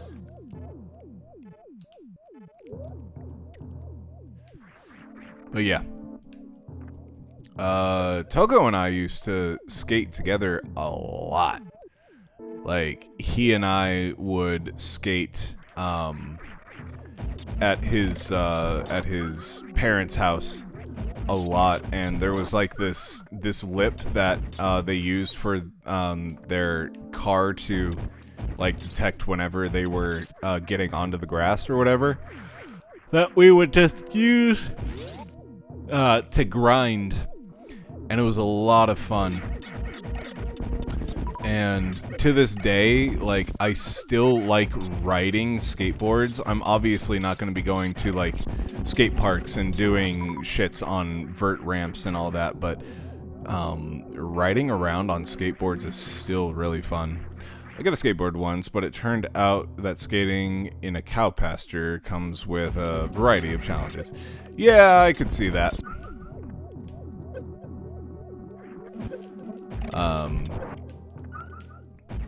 But speaking of Metroid and skateboarding, whenever Metroid Prime came out was around the same time that Toko and I were getting into skating, and we would go to like, so there was this thing for music called All Region where you would compete with other musicians to get into a place of, you know, high regard, whatever, and you would be like the best of the best for your school. And we would go to All Region, and whenever they would break for lunch or whatever, we would go out and skate.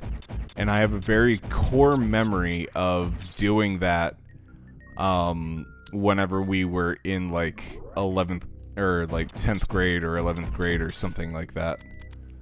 And that was a lot of fun. Video games honestly inspired me to do a lot of stuff, like me picking up musical musical instruments, like guitar and all that, because of Guitar Hero and whatever. So I got a basketball instead. I could dribble around the cow piles. Still had a bad experience with skateboarding somewhere other than concrete, right? Yes. When I blew up my ACL, that was because I thought it would be safer to try grinding on grass versus on concrete. And how wrong I was, because my leg got caught in a dirt mound, and I blew out my ACL. So, yeah, ironically, the thing that I thought would be safe was actually not.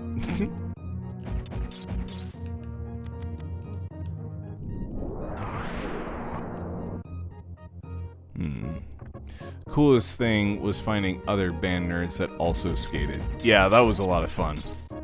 And none of us were really, really good at it, but that didn't change the fact that it wasn't fun. I think that's why skateboarding was so important to us as kids, Toko, is like, it was another way to just like have fun, but it wasn't something that like we took seriously enough to be like, if we get good at this, that's great, but if we don't, who cares? And honestly, it was a good way to get some exercise, so yeah. I enjoyed it a lot.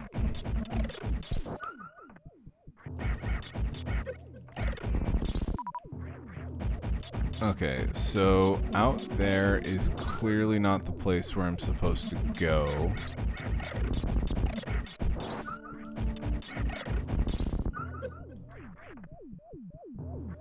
So now that I've killed Phantom,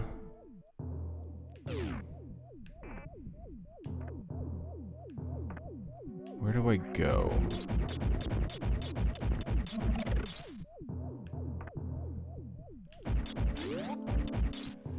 Never got to have that experience. The whole finding other people with common interest thing wasn't really possible for me as a kid. Yeah, it sounds like you grew up in a very, very, very rural area of like Arkansas or whatever. And yeah, I think the only reason why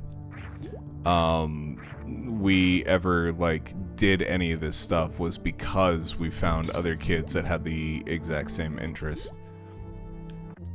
Toko and I pretty much, we were not great at skateboarding, but because we were awful at it together, it was a lot more fun.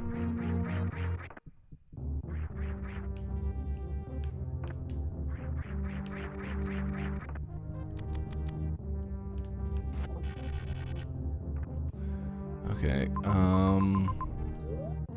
oh, maybe there's a way up there?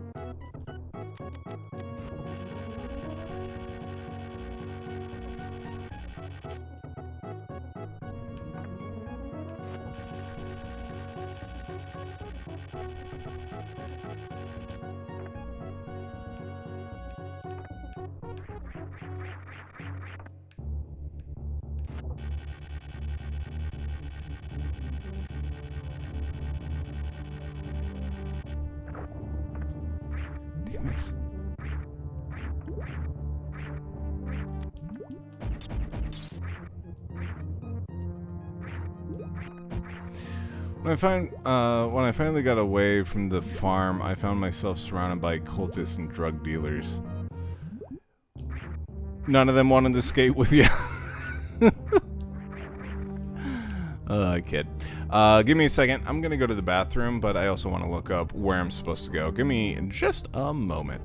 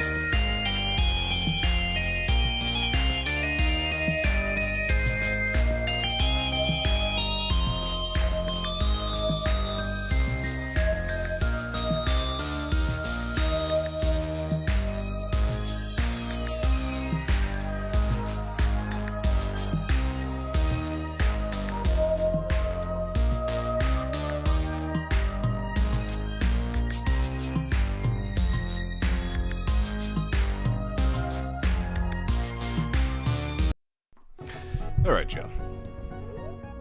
So I found out.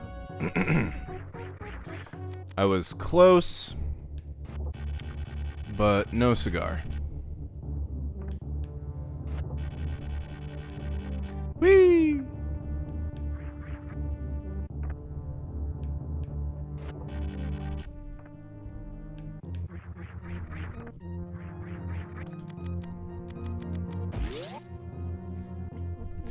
had to go over here. Excuse me. Through here. Really quick, I'm going to do a safety save because I am just paranoid like that. This is a 1990s video game. Saving as frequently as you can is encouraged.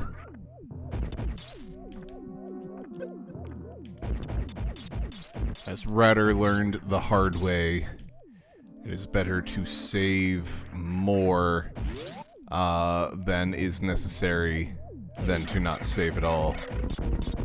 But to her point, Fatal Frame 2, it was not as obvious what the save point even was. But yeah. Ratter said, "See you later, boy." See you later, boy.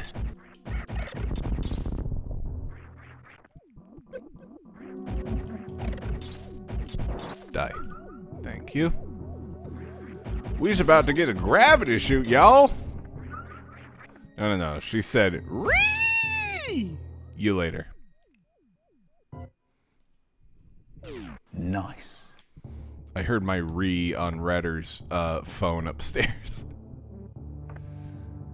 Let's see. It says blocks somewhere are bombable here. But where?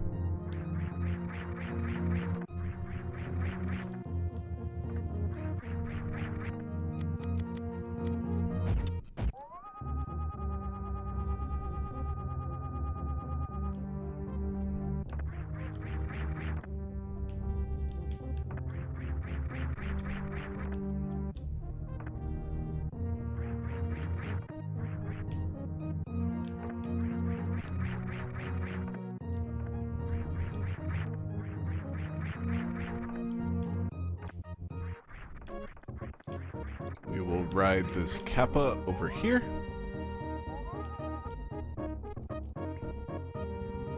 So I have a feeling it's gonna be up here somewhere.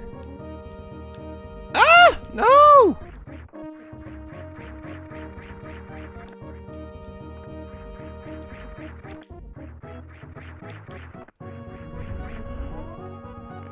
Is not around here.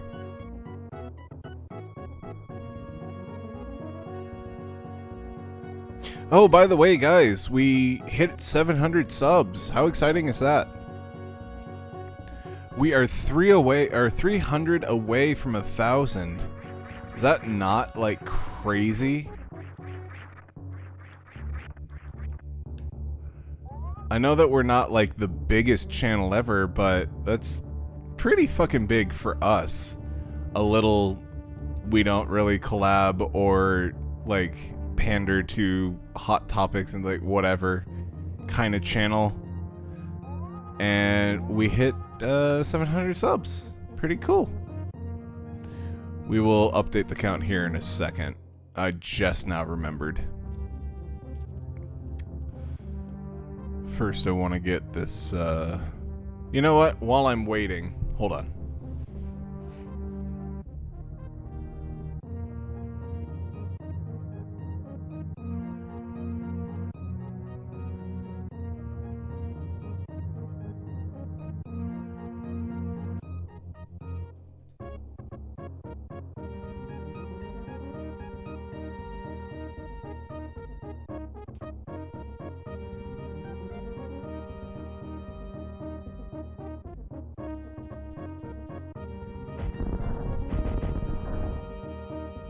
Well, that was great.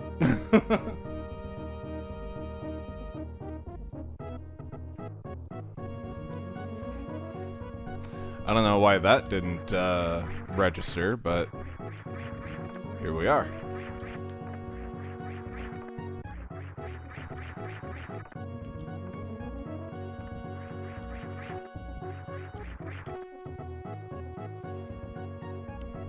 Where's that guy?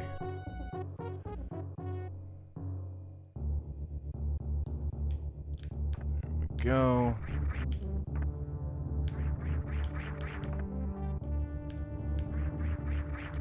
No! There we go. Alright. Just wait. You're gonna get reacted to by Asmongold before you know it. I kept expecting a piranha plant to come out of the pipes. Super Metroid or Super Metro. Metrio. Super Metrio. I feel like that's a fan game. I feel like that's an actual thing.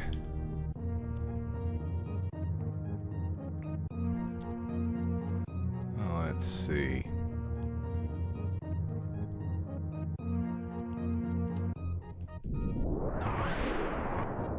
No! Oh, I didn't think it would kill those things. What? Well, that's upsetting.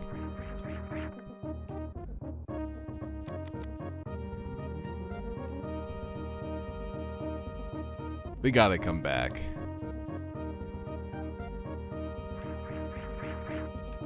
I think. I don't know.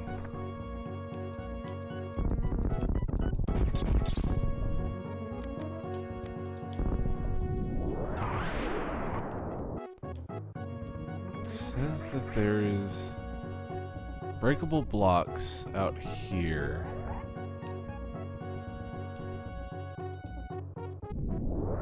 There they are. Okay. Boop.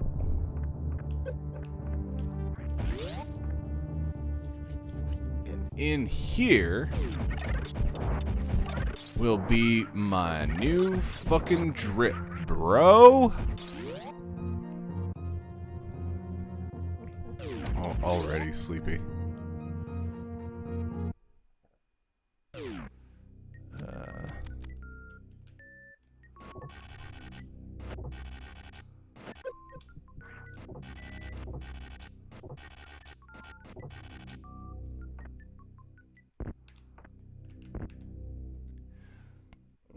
It's kind of funny how the goal went from I'm gonna get 1 million views on YouTube to I'm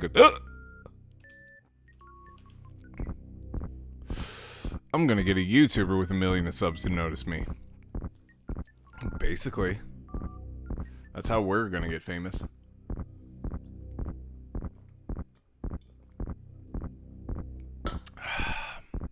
I feel like our community is very niche in that we're kind of like the geriatric gaming community. People in our 30s and remember cool stuff from the 30s, from the 90s and all that. And while we enjoy watching people play games that we played in our childhood, we're just not, you know, up to date on all the popular bullshit and everything, and we're not going to be. We are very geriatric. Yes, we are. But on the bright side, we got ourselves a gravity suit. Now Metroid be looking all sexy and purple.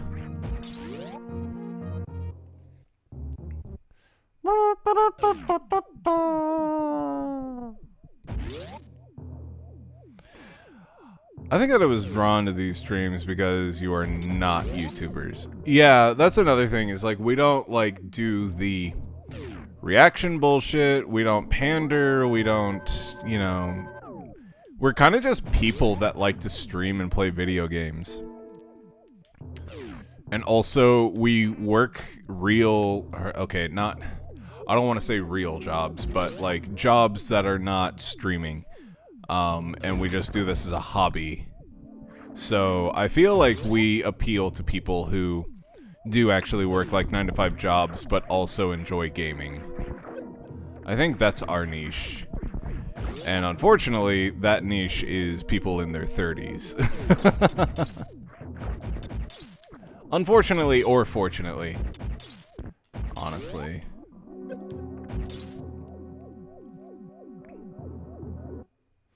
And I mean, whatever, it seems to be working.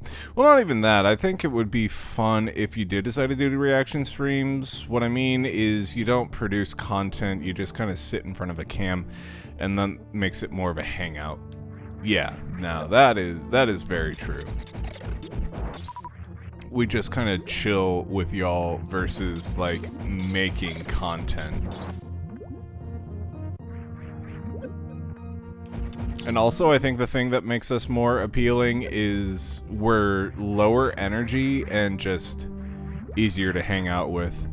And honestly, we're more relatable than the average YouTuber when it comes to real life stuff.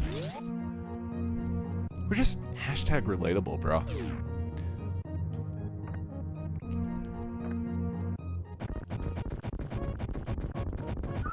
Give me some stuff.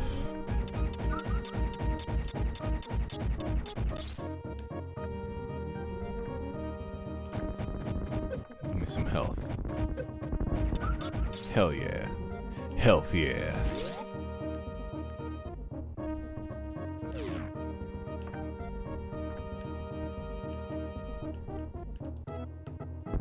God, I wish this game had the fucking morph ball jump or the fucking morph or whatever spider ball.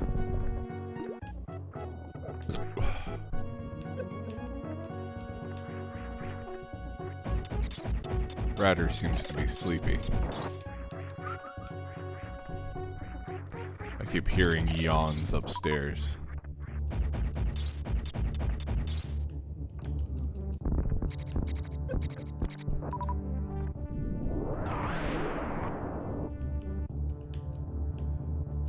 Okay. Oh.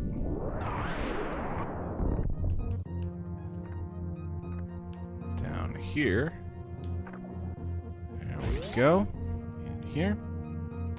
How unhealthy is it to actually have a chocolate river? Not unhealthy at all. Go for it. Augustus Gloop had one. Look where he's at now. In a tube.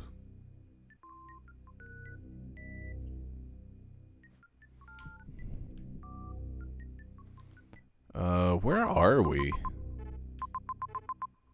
Oh, we're about to go down to Meridia, huh? Okay, let's go. Let's go and fuck up our shrimp friend, shall we?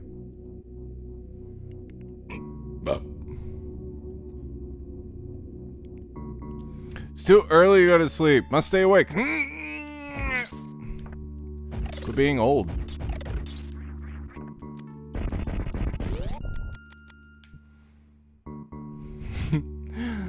There's a VTuber that I watch from time to time who is clearly our age, like 30, 34, 35, and she refers to her stream as VTuber Hospice. And I appreciate it so much. It's time to go to sleep. Oh, why are so many people up at 2 in the morning? This is terrible. And we're just over here like, oh god, it's 2 in the morning. Why am I awake? Oh, I'm so tired, but I can't sleep.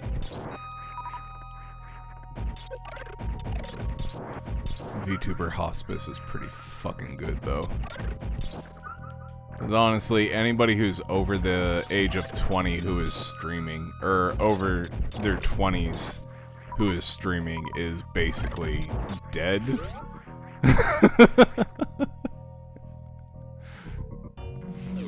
And I think that's why Neanders has such a hard time coping with it, because she realizes that she is no longer the young buck.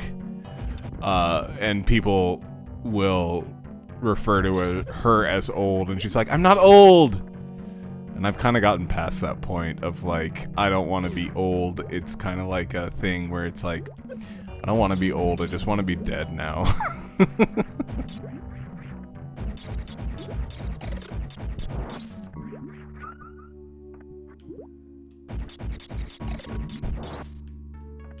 Too tired to actually keep up with like the the hotness of today.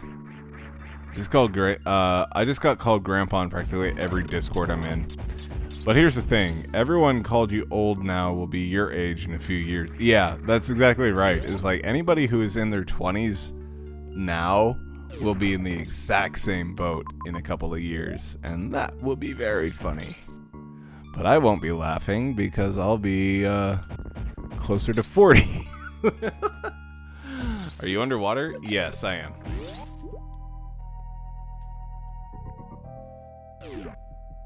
Doodle-doo.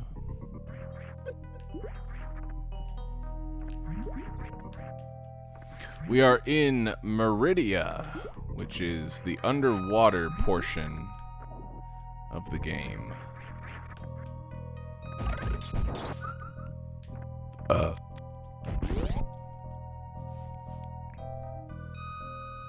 Uh-oh. Warp pipe.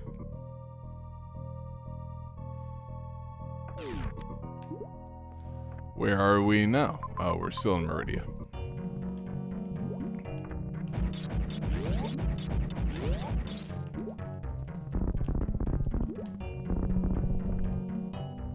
Are you looking for the beacon? Oh, I have no clue. All I know is the boss here is the giant shrimp that you need to let grab you, and then you shock the shit out of them.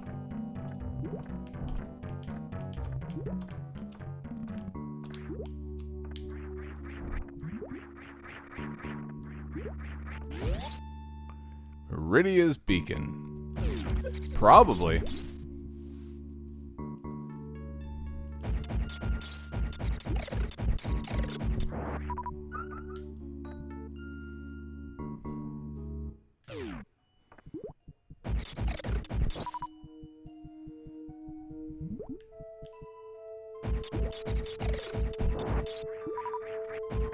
A wild Krabby appears.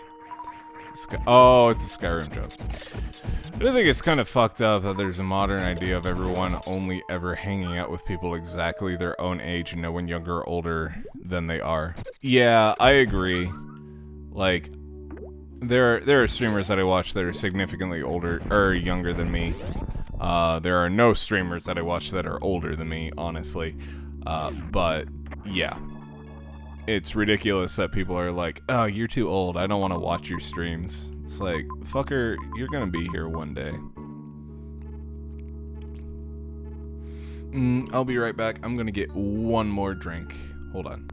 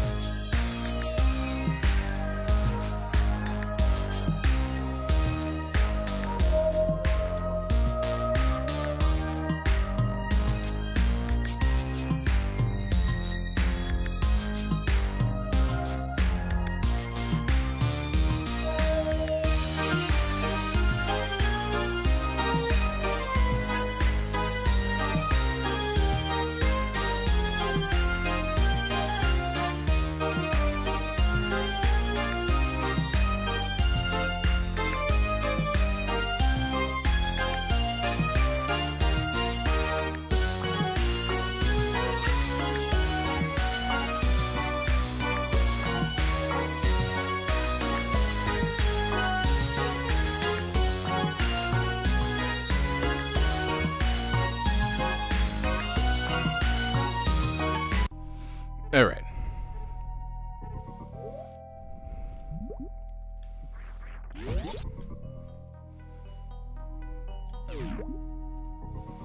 Do. Oh, we're really close to that thing that we broke. May as well clear out the map here.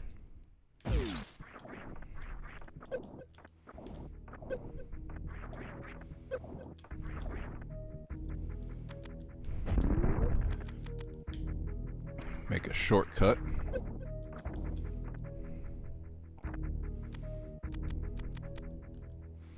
Okay. That goes to Bryn Star. Wait, this goes to Bryn Star? Oh yeah. Okay. All right. All right. I see what you're putting down.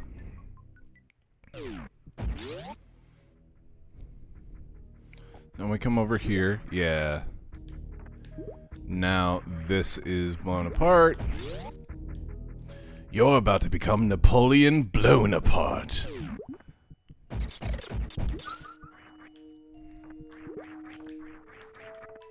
This is your Waterloo. And you are about to become Napoleon blown apart. Boo. Oh, shut up.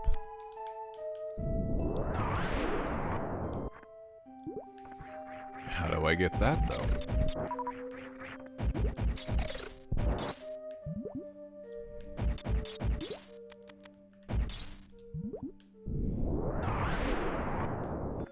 Well, I can't get through there.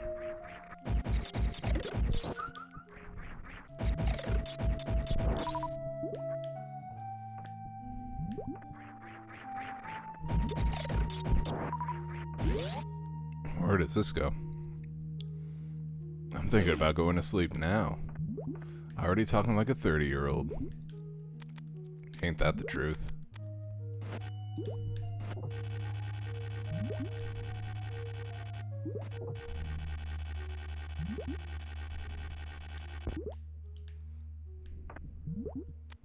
The fuck? What was that? I just kind of stood still and then nothing happened. Whee!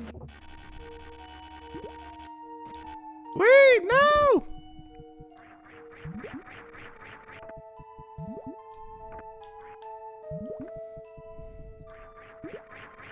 I never remember this area.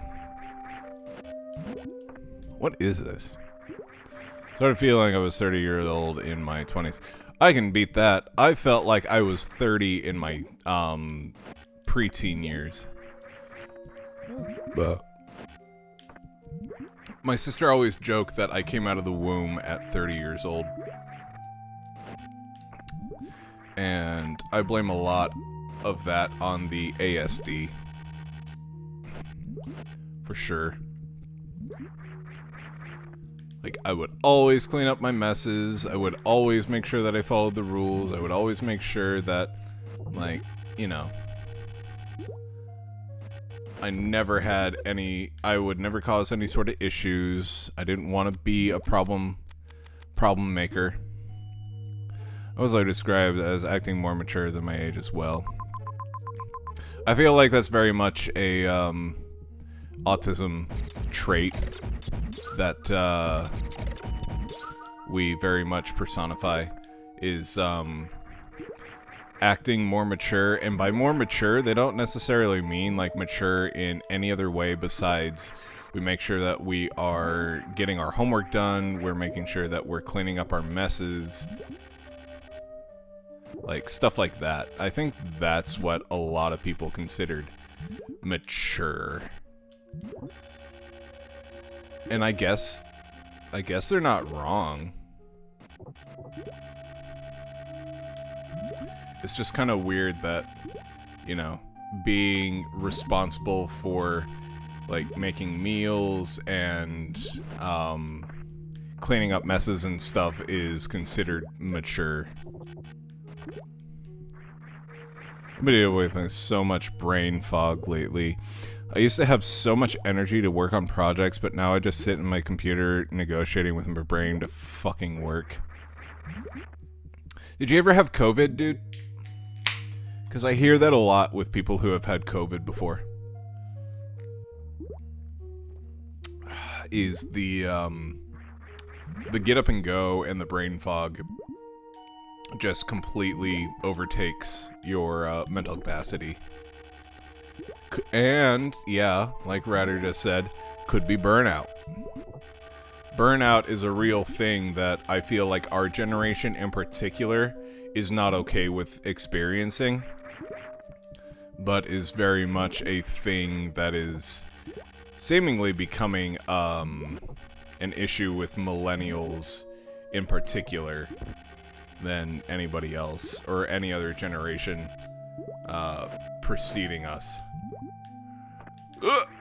Gen Z will definitely experience this at some point, but I feel like millennials are the first ones to actually experience burnout.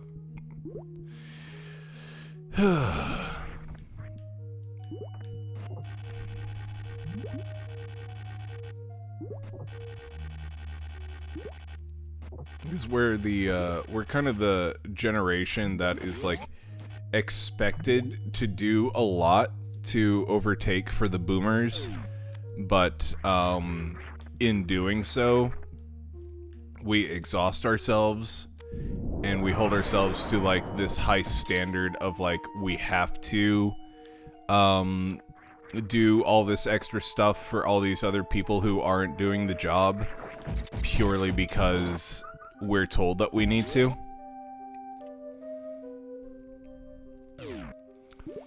If at the core of all atoms are energy, and we're all made up of trillions of atoms, then why am I always so tired?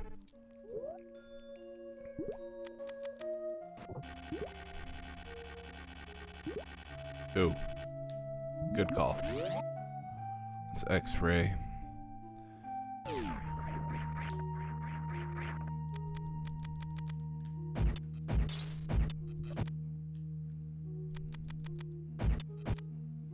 Wait.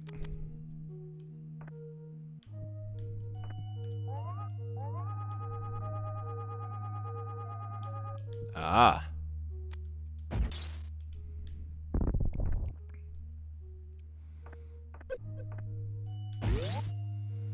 What is over here?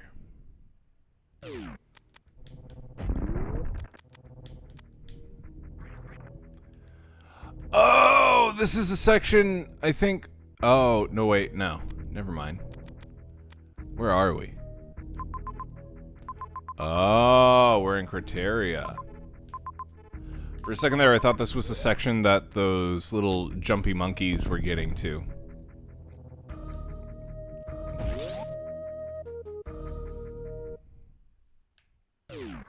Okay, so this was just a shortcut tunnel.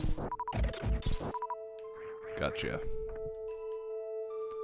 Also, I've been trying to cut back on caffeine as well, which I abused heavily to get through the end of this project. I really need to get behind not abusing caffeine as well. I feel a lot like my demeanor changes whether or not I'm on caffeine. And I don't really like that, but also there are times where it's like, what am I gonna do? Not have caffeine right now? I gotta stay up for the next 10 hours. So, I don't know. It's difficult. Caffeine actually makes me more tired. I feel that way about sugar. I like sugar a lot, but I will admit that the sugar crashes can be very, very brutal.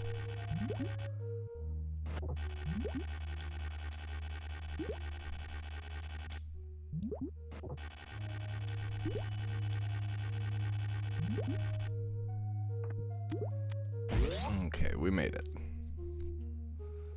Is this just a shortcut back to Okay, it's a shortcut back up there, but I feel like we need to go up here anyways. I want to end this stream after beating the giant shrimp dude, because I feel like that'd be a good stopping point, and then possibly just powering through until the very end. I stopped drinking coffee every morning, and I've noticed that my anxiety and existential dread have greatly decreased. I just get so tired, and it's like, what do you do at this point?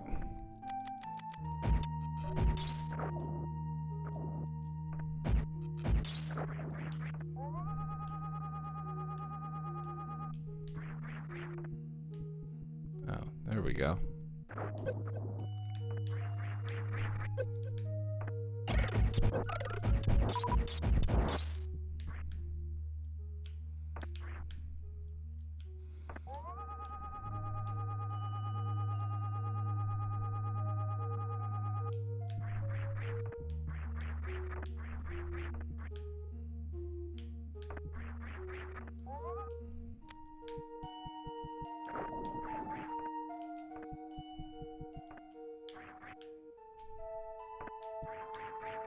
Ah, there we go. Got it.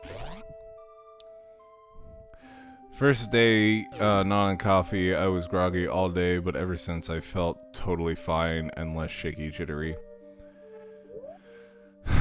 I'm a programmer. Existential dread is part of the job.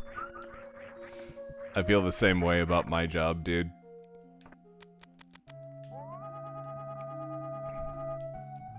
Healthcare is just kind of like, well, I gotta take care of all these human beings.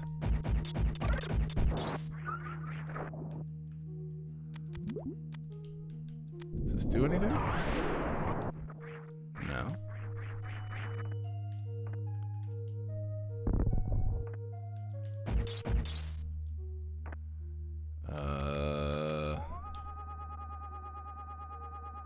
Oh, well.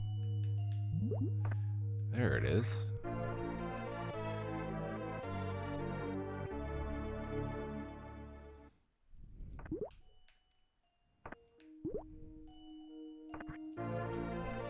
Very nice.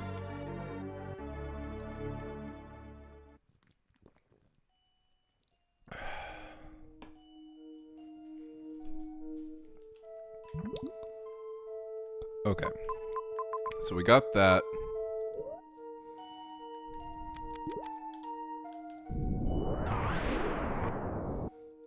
Oh, okay. Well, I guess we're just supposed to go back up this way. Okay.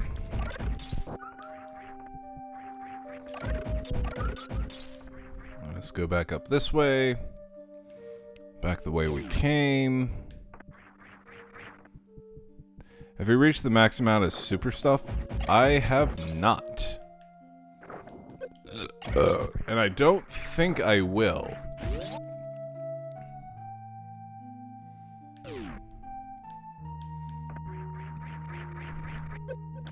Ah!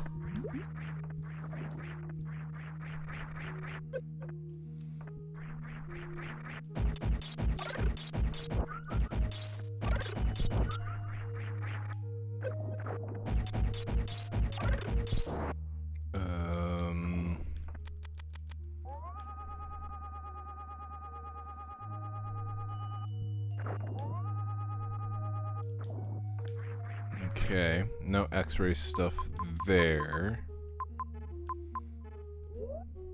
I think I am good over here. I think what is next is going back to one of those wide open blue spots. I think. It's honestly kind of hard to remember. Drop over here. Cover all of this blueness. Okay.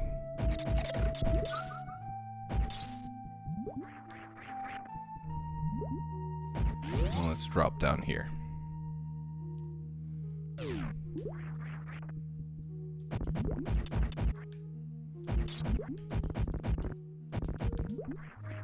He can block my fucking ice beam? That's not fair.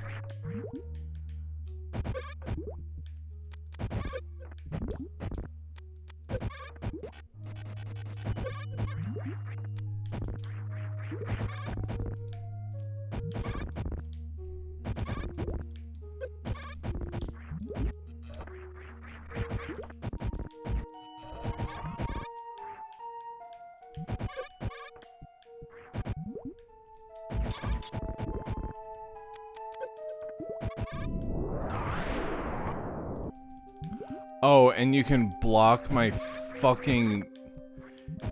Go to hell. You can't block that shit.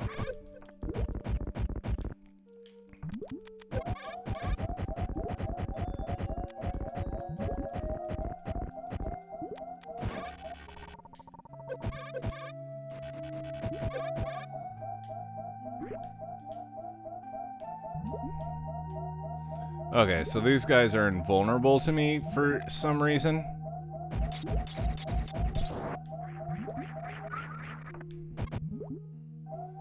No! God damn it. Where's this gonna set me?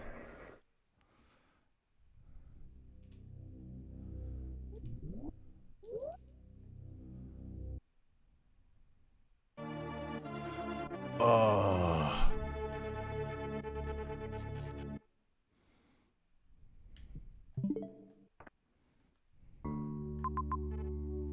No.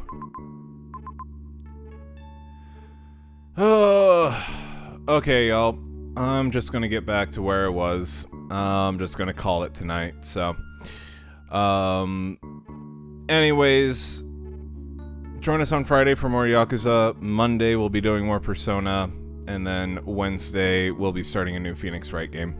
So, until next time, like we always say, night night, and don't let that backtracking bite. Good night, y'all.